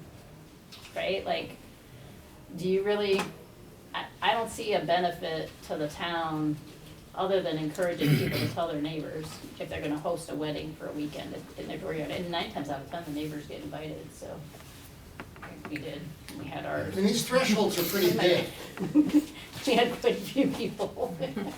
Did you have 100?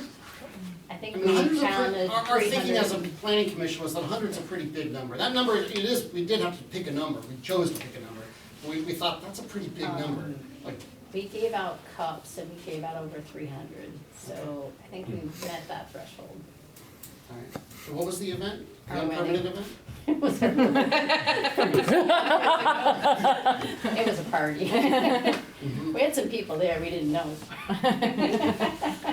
So, And the way to, and I agree, we don't want to create an environment where people have to feel like they, and do indeed have to get a permit for all sorts of stuff that they regularly do, that don't have the potential to have off-site impacts. And so, that, we decided that the main, a big trigger there is number of people. If you have 30 people, it's much less likely to have off-site impacts that are detrimental than if you have 300. So that number is a number that can be shifted to try to modulate when we need to. I'm just trying to figure out what the balance is between the benefit to having a permit and the impact of the extra work in the town offices or in somebody having to enforce because they didn't get a permit or, like, where's that balance? And I could see where, like, in a more urban setting, in the village area, it has a bigger impact.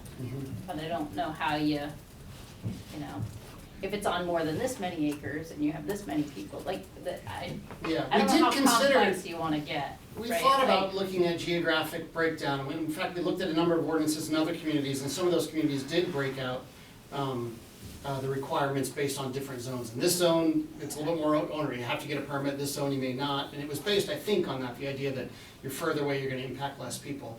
So much of the testimony we got had to do with folks that were as rural as you get, who were impacted repeatedly for multiple days over the course of multiple years. So, it's that multi-event, right? Like, so the Multi-event. tractor pulls, they had 4 a year, whatever, I think, for a while, and then they had that special one year. I don't know, it wasn't a lot of events, it was like 4. I can see it if it's gonna be something like that, it's more structured, it's those type of things. It's that one-off, right? That Yeah, we one don't- we do- weekend wedding, yeah. that one class reunion, that, you know, whatever it is, that's where I was struggling with some. I agree with that, I think our entire board agrees with you, and that's where we were trying to get, we were trying to make it so, but it's that 100 threshold is what's doing that. So if that threshold was something larger than that, that. Maybe it's only for certain things, I don't know. I mean, could you create a group that was like, I don't know, I'm probably getting too much into the semi. You know, well, I It's- think what's hard is that anytime we make an ordinance, you know, we have to decide how detailed and complicated we're gonna get. And I think when the planning commission was considering this ordinance, that was really consciously part of the process of thinking about it was, we don't wanna make an ordinance that's gonna be different in different zones. We're gonna make an ordinance which is gonna be the same for everybody, knowing that it's not gonna be a perfect fit everywhere, but that but keeping it simple was really important, and so it outweighed making it more complicated and perhaps more finely tuned. And so it's, you know, it's a compromise between various tensions, and that was, you know, what the planning commission came up with as something which would do what we thought would be a good job of getting at the inspiration behind why we took it up to begin with. Yeah, I can see those events, right? Like, if you're gonna have multiple events on your property throughout the year that are gonna bring a lot of people, a lot of noise, a lot of things like that, I get that. And it's that,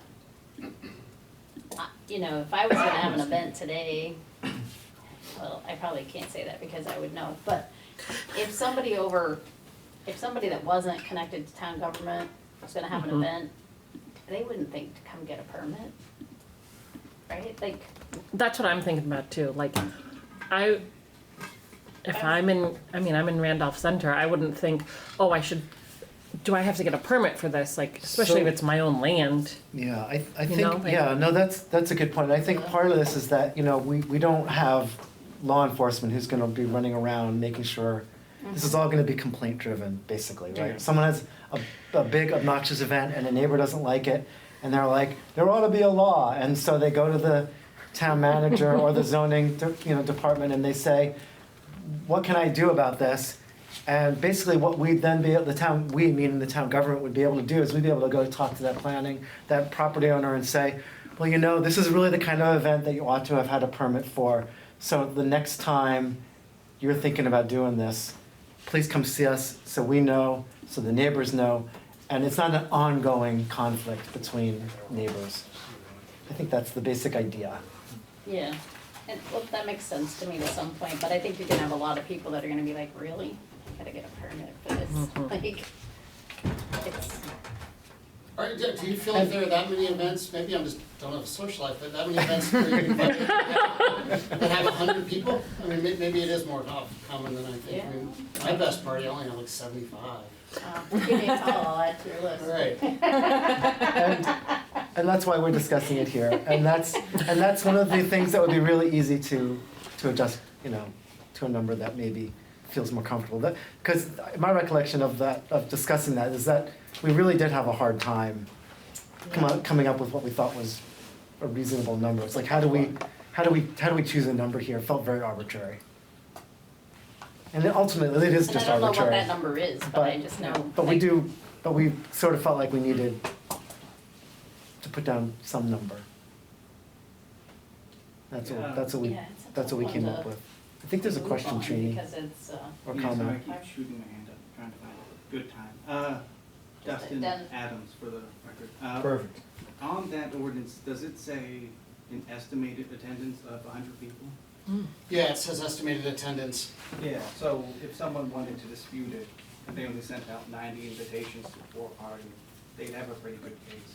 And the first offense is only like $200, $250. We can talk about those, the penalties. Yeah. But somewhere here I identified expected attendance. So expected attendance at an event for the purpose of determining whether an event is minor or major includes total expected attendees, organizers, and staff for a single calendar day, regardless of the timing of their attendance on that day. Somebody could dispute if they wanted to. I mean, the town's not gonna get, Yeah, and somebody could dispute it. Maybe, Trini didn't know she was gonna have 300, they only sent out 100 invites, so. yeah, that's what I'm saying. So I would think it's crazy Yeah. thing. But also, as someone mentioned, you may not know if you live way over out in East Randolph that there is this ordinance and you need to put in a permit. But like, your neighbors are equally likely not to know either. And they're only gonna report you if you are kind of being, a donkey about it, right? So I'm thinking reiterating what you're saying a little bit, but it makes sense to me. I think, no one's gonna really, like, call the town manager too much for this, just like most of us don't call Really? when we're.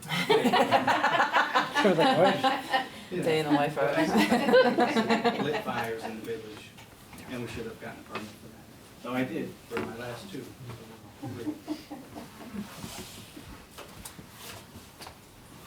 Maybe I can mention, so that there is that issue, is the threshold set in the right place? A couple other things in here, under a major event permit, again, like I said, you have to have confirmation from the post office that you notified abutters. Second thing is a public safety consultation, so you've talked with if it's in the village here, you would have talked with the police department, possibly the fire department. And for a major, you also need an annotated map to show what you're doing. And some of that came out of event permits that I've submitted for events I've held, and I kind of thought about what might be important, and also looking at some of the permits applications that were submitted for like the annual parade or for the New World Festival, and I just recall they're like sort of confused about which road's getting closed down, and I thought we need to have a map and let's codify that for a major.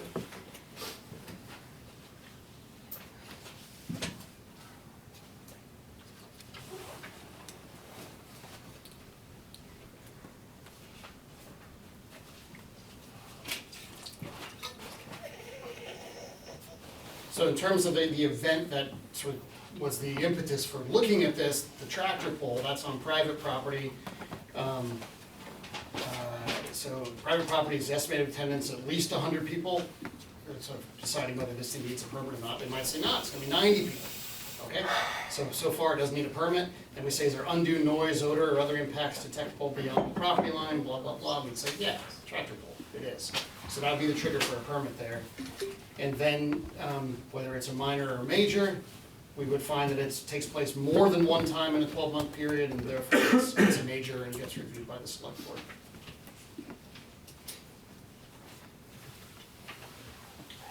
So that's another sort of knob that can be turned. We have the knob of the number of people on private property that triggers it. Another knob is the number of days. It could be, you can allow people 2 days to have their event without needing a permit. That's another knob that can be turned.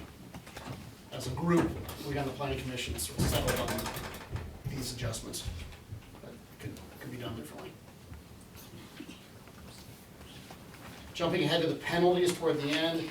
These are really penalties that are dictated by state law. State law for violation of municipal ordinances allows up to $800 per offense. And well, I tell you, now it's 6 months on, I can't quite remember why we went with the $250 and $500 and then $800 for the third offense. I guess because we thought we're not really trying to penalize. We just want people to comply, be good neighbors, essentially. But those, you're by state law, as I read it, every offense can be $800. And state law also allows for these waivers. I'm not gonna fine you or fight you, just pay the waiver. Do we have a schedule of penalties or anything out there? Not a Like uniform at the one. state, there's like the fees, the fee bill, different agencies are Right. each year.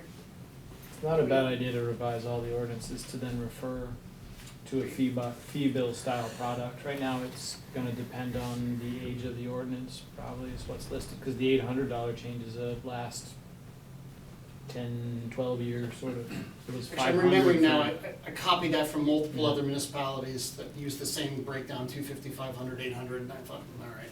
It was 500 for decades, was the max, yeah. It went up to 800. But But if we should have a standard, that would be easier to adjust that way as well.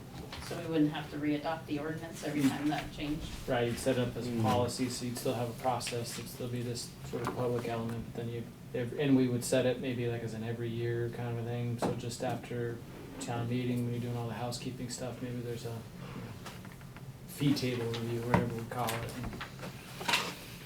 I have a hard time imagining this ever getting to the point where where we would actually be fining people. I think its biggest benefit is avoiding issues in the first place. I mean, people won't know initially that they have to get a permit, but word will spread around, and then soon people will get the permits, and in that process, they notify their neighbors. And that alone, I think, is gonna get rid of almost all of the issues. We won't hear another thing. So if we wanna, the neighbor calls in and is complaining, and we wanna use that as an opportunity to educate the person, we probably want this to say civil penalties may be assessed instead of shall, right?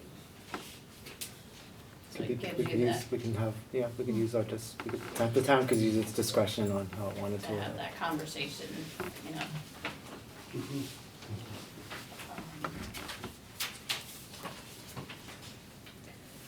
Sometimes we have structured arrangements with people for other ordinance violations where we've sort of set it up of using that may, and such as said, if you do these things, come into a compliance, don't fall out of compliance again, we'll hold off on these sort of more dramatic actions, but if you don't, we'll assess a fine by this day. You're talking mostly like junk salvage yard style, it's a little, not necessarily analogous, but it gives you a sense of the application at least. I kind of think it's good, because otherwise we just don't have any way to enforce it at all. What's gonna stop people from, or if it's like $50, then we'll just do the tractor pull anyways and just pay the $50. No, I think it's good to have it, I just think that some events Yeah, People would be like, I had no idea that I Mhm. would get a permit to do this. yeah, there's definitely Like, intention gives you behind it, that yeah, time to, yeah, but the second time they do it, Yeah. yeah, right, you can't really claim you didn't know. yeah. Yeah, I can't recall an actual fine being levied for an ordinance violation in the last 4+ years. I know it's been in enforcement letters, but I don't think we've actually ever. Any idea what the volume of events will be that'll come in under this? Good question, I don't know. I don't know what we My get sense is currently. not many. My sense is the number that come to the select board is gonna be no different than the number that have been coming to the select board already. It's those minor ones that would go to the zoning administrator, where there might be an uptick. But yeah, I'll use the designee clause.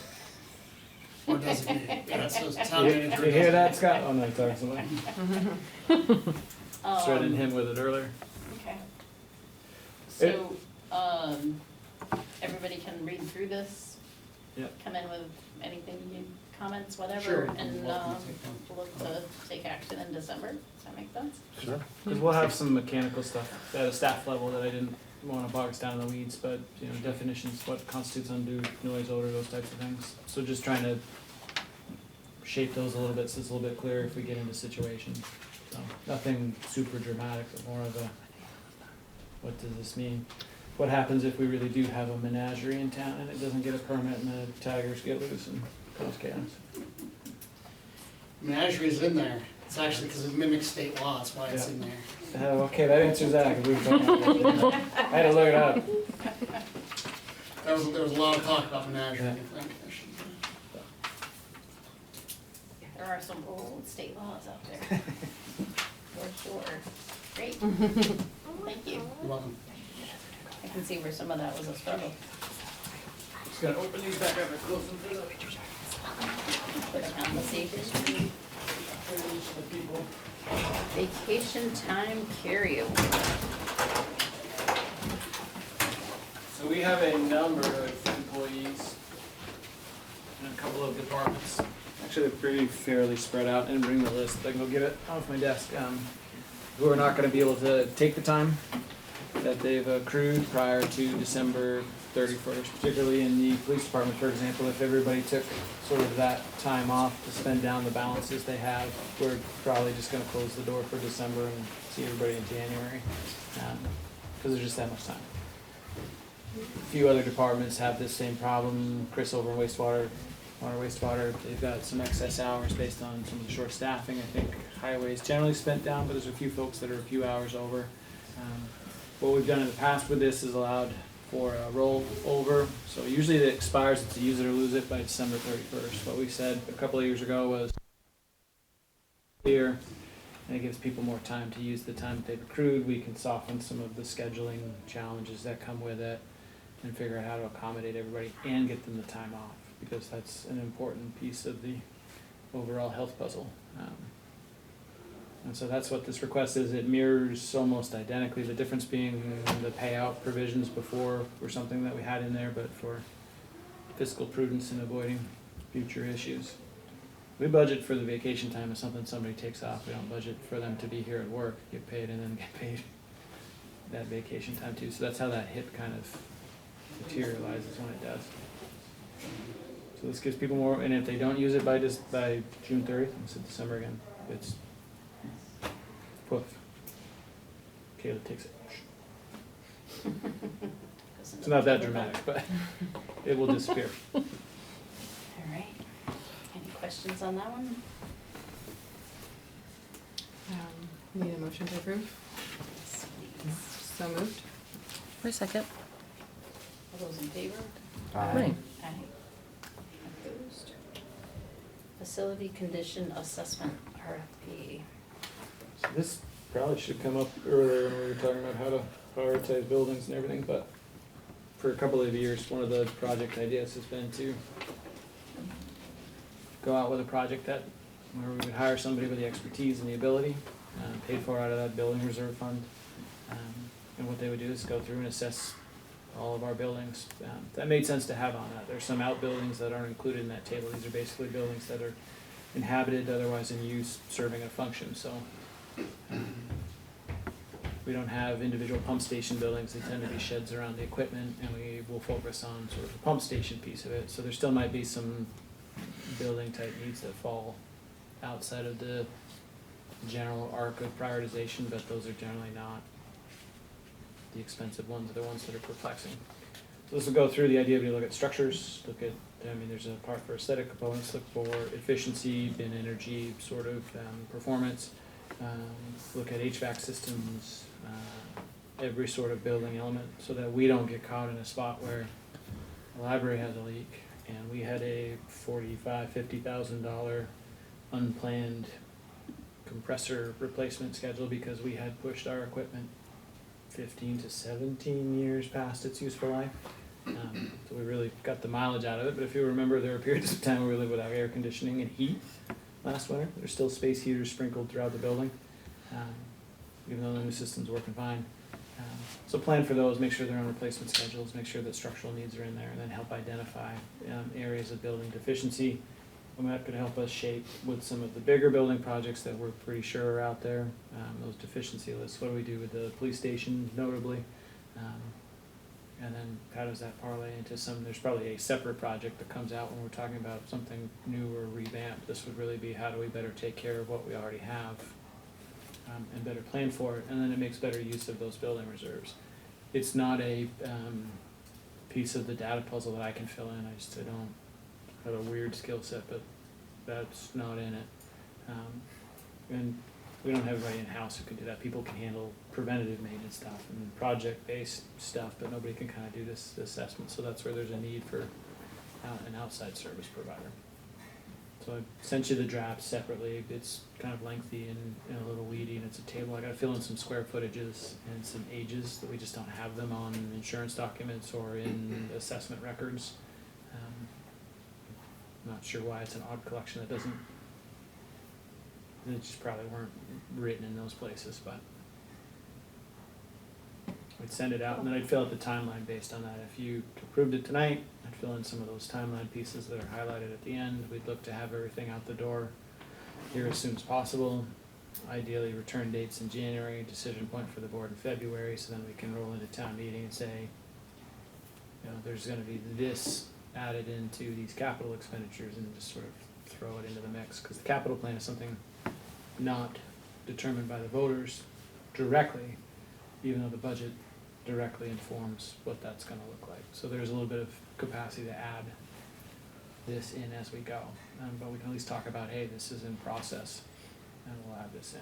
And then probably not for next year, but years out, we'll be able to build in building needs. You'll get facility scores, we'll be able to prioritize those, we'll be able to put them in order, we'll be able to figure out how much it costs, and whether or not we're anywhere close with the $85,000 we slide into that reserve year over year based on the last few years. It's more information to hopefully do a better job coming up with plans, so then we're in not fraught conversations about plans. Unfraught. Defraud. Menagerie was the only new word of the day for me, so. I'm out. Any questions on that one? I'm excited about this one. Yeah. I'm dying to see what the police station comes back with for an assessment. They might just say no Oh, to those that are- one. just PlayStation, no. Get a bulldozer. Picture with the red line through it. That's it. I would, do we need to approve this, or is this just, is this? I've got it set up for that, just as part of our procurement process. We've done it both ways, but it's kinda nice to have a blessing, and then it returns as a product too, so. If for some reason these come back and they're wildly more expensive, we can see if we can strip down, go back out to bid, you know, we've got different options. That seems dramatic, but. I'll move on. I motion to approve. A second. All those in favor? Aye. Aye. Opposed? Motion carries. Land use maps work session. This is really, do you want me to, going back to whenever Peter was in, was that September at this point now? We talked about setting up a separate dedicated session on those proposed land use maps and make sure we invited people who might broadly be interested, but just doing that. So that was one of the ideas. And we could try to set that up in December, and there'd been some loose talk around December 4th being a date, keeping it on a Thursday. You'd go back to back in that scenario, but at least would wall off that time. We could look for any other time states, but I wanted to make sure, since that was a priority and a few people have raised it, and the timeline is moving in a way that, I'm trying to think exactly when we're up, but by the end of summer next fall, I think our regional maps will be in the queue for consideration. Bless you. Bless you. I think there's a lot of interest from folks outside of this board, and it would be good for us to all hear the same thing, and then hear what their thoughts are and whatnot. I think it should be a separate event. What's nice about that is it might give us an opportunity to talk about how those maps will fit in. I mean, there's a couple of different levels, and how do they fit in with some of the other conversations that are coming, whether they be town plan related, land use regulation, downtown designations. I mean, these are all theoretically, at least, or that's the goal, is that they're gonna work in concert, they'll be stitched together as one. It would be good if they would take, if we can get Two Rivers here and have them take the time to walk folks through what these maps really mean. Because I think if you pull up the maps, it looks like there's no place in Vermont that you're gonna be able to do anything. If you just think that if it's shaded, we're in trouble. But once you start tearing it all down, it's not really that, but there are some areas impacted that weren't before, and there's, some change in there, but I think it's an opportunity to get an education out there as well. And there's some conversations to be had, but I think some of what I've heard, it's, when you look it up, it's like, no, look at what that layer means, or look at what that's really saying, and I think we need to go walk through all of that, or they need to walk through all of that with us. Yeah, and some of those layers will even look differently than when, certainly from when the planning commission looked at them last February, March, whenever they were in, to the versions that I sent over after that meeting that Peter sent to us. And then some of the layers themselves have even changed just through refinement. I sat through a tier 3 road rule webinar the other day, and at first, if you looked at the tier 3 map, the first version, it was everything. And so this ties into when do you need to go through Act 250 permitting, all this stuff. And then as they've refined it, they've added some of the legislative criteria, prioritized. You can see it almost looks like fingers or shading in each town where there might be sort of these overlaps of forest blocks and wildlife corridors and some of those things. And there's still even more refinement coming, because even with the rules, they've got you can only be so far, but when they sort of lay it out on a parcel view or in a satellite map, it's well, these are inside the zone, but they don't make any sense based on, so I think there's even gonna be, it'll look different even from probably the last time folks looked at stuff. I don't know about the major land use maps, I don't think those have changed all that much, but some of the layers certainly have. And it tracks with we met with them on tier 3 and some of the road pieces, and they showed us where they were going in and having to remove segments, and like it's a lot of really like going right along roads and changing sort of what that map looks like, and they've got a lot of that fine detail to do. Because it creates some wonky situations too, where if they don't do that, it's right along the road, then you might put your house along the road where there's water and sewer, but you have this overlay, and you're through this different process where if you take that same lot and it's long, you go beyond it. Now you don't. Well, the house in the first scenario is where you want it, based on the policy priorities and everything else. The house in the second one isn't. And so they're going through to try to clean those types of scenarios up so that house can be closer to the road, to the water, sewer, or whatever it might be, depending on where it is. But it's kind of a reality piece to that. Yeah, so I appreciate they're doing that too, like taking the time to go. Some of the conversation from the town perspective that we need to have on this is they're starting to do definitions of the road and what does it mean and how like when you're doing a road project, what triggers you needing to get a permit? And at the state level, we've been having the conversation with them about 50 feet from the center line doesn't really work, right? Because you could have a large culvert, and now I've got this other structure that the wing walls are clear out into the stream, and I'm 70 feet out or whatever, you know, it's, and when you look at interstate, you know, that's a whole different ballgame too. So we've actually been having the conversation of it should be so many feet from toe of slope or, you know, whatever that definition ends up being. And I think it's important for the towns to weigh in on some of that stuff too, of like, hey, this impacts us also. You know, when you're out on your back roads, when do you wanna have to get a permit? You know, nobody ever wants to get a permit, but when is it routine maintenance versus when is it major reconstruction where you would need something, but it'd be good to have that conversation with them too.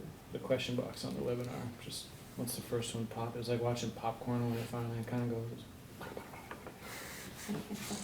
And it was twice as long in that section as it was anything else, with people sort of asking these very specific scenarios. And it doesn't look like, based on that map though, that we have any tier 3 spaces right now, so we may fall in a weird, hole of the donut kind of. Be interesting if we don't. Yeah, it didn't look at, I mean, it was an overview map, so. Yeah. You have to zoom right in to see some of it. You want to try for December 4th? Works for me. Set up for 5:30 and see what we get. Peter and his crew can join us. Okay.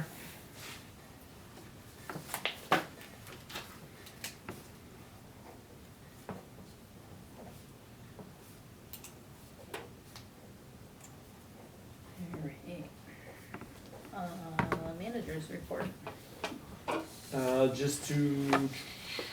There was an accident earlier, pedestrian got hit crossing in front of Chandler. Seems like minor injuries. I was gonna be late. Was that what was going on? Yeah, got crossed right in front of the building, so in between lights and pedestrian infrastructure and all that, I guess. And but minor injuries, right, Scott?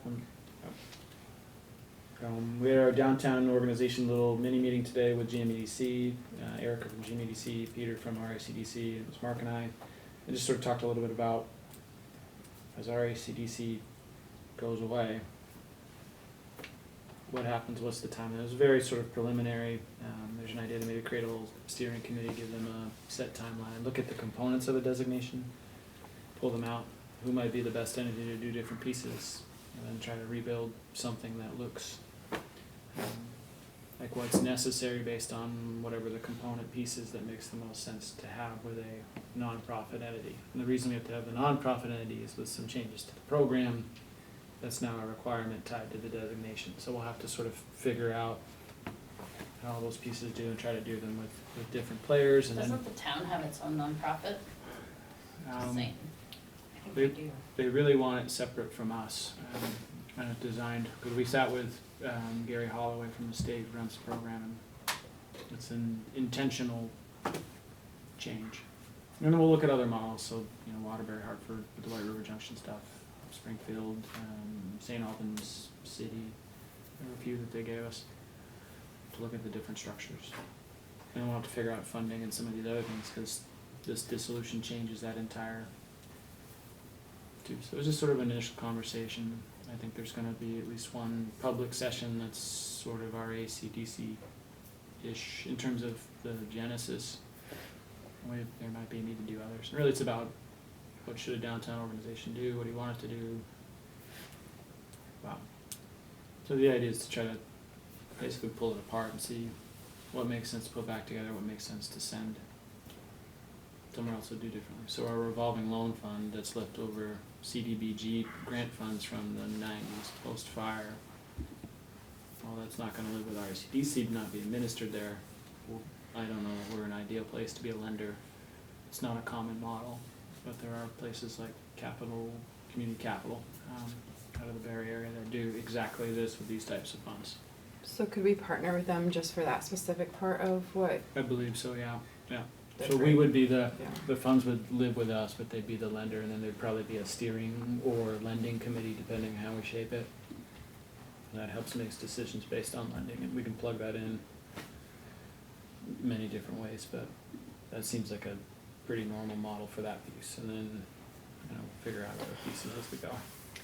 At what point are we evaluating the value that we have for the designation versus not having it? I think looking at the components will do that, in that it's gonna force us to say, does this have value to us, have we used it, can we use it, what does it make sense? So there's a whole bunch of tax credit, tax incentive things that come for in designated areas, historic preservation, things that aren't really very well used, haven't been. And it's, you're trying to figure out why, and is that just the way it goes? Every place I've ever been with a downtown designation, that seems to be a weak spot for whatever reason. I don't know if it's complexity or applicability or what, but. They are kind of complicated to use. You have Mhm. to kind of fit in a very specific type of project, I feel like, Yeah. that you don't really see very often in Randolph, at least.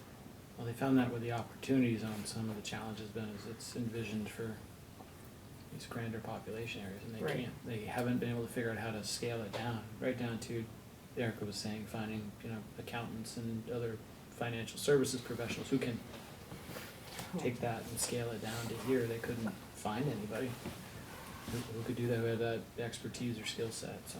So we did that, that'll be ongoing, figure out an update for December too, if things change, but that was the idea. There, we're still holding on the Salisbury Square grant, there's nothing new there, it's the same sort of process we've described, just waiting for a revised grant agreement. The idea is still to have everything flow the way it's been proposed, so we'll see, we've got all funders meeting to attend tomorrow. Because those are happening weekly now, so we're invited to them, as the grantee, but it's the state, through BCDP, there've been other agencies and departments that have started to jump in. VHFA, VHCB, the private investors or whatever their category is, because there's some other investors involved. And I think I'm forgetting a very big, Northern Borders. But I don't think there are any other changes to what's written. You can obviously see the electric vehicle stuff as you. I didn't realize it was gonna destroy the whole side of the town hall. Transformer vault was a bit of an aggressive feature to add.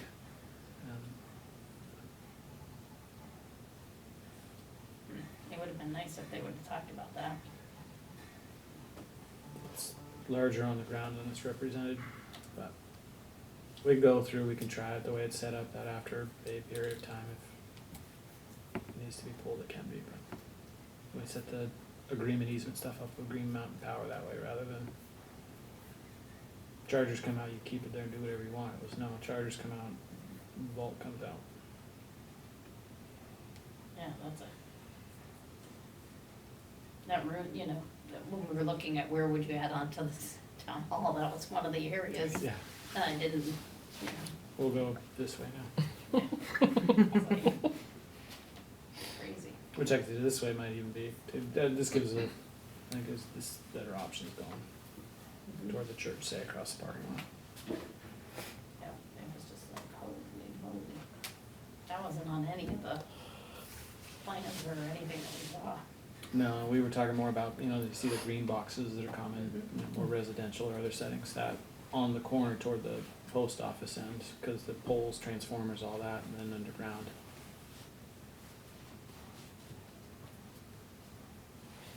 May I ask a question on this part?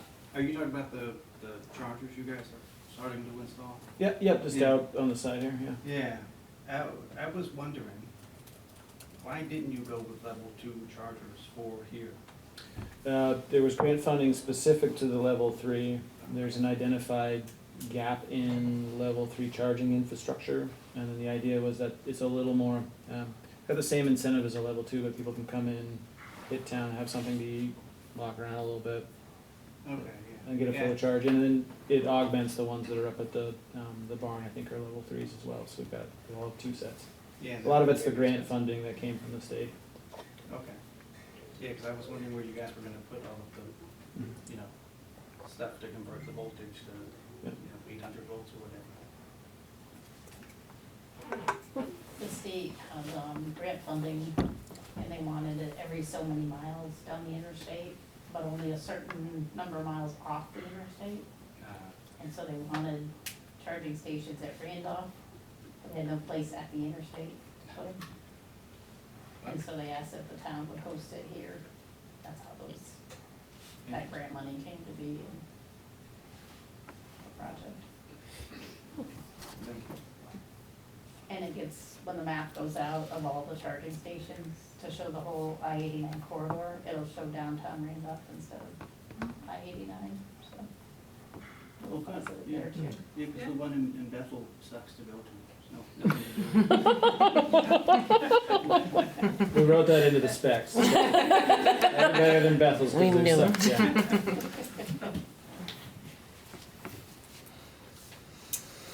Great. Anything else? Not for me. If not, then just looking for a motion to find that we need to go into executive session.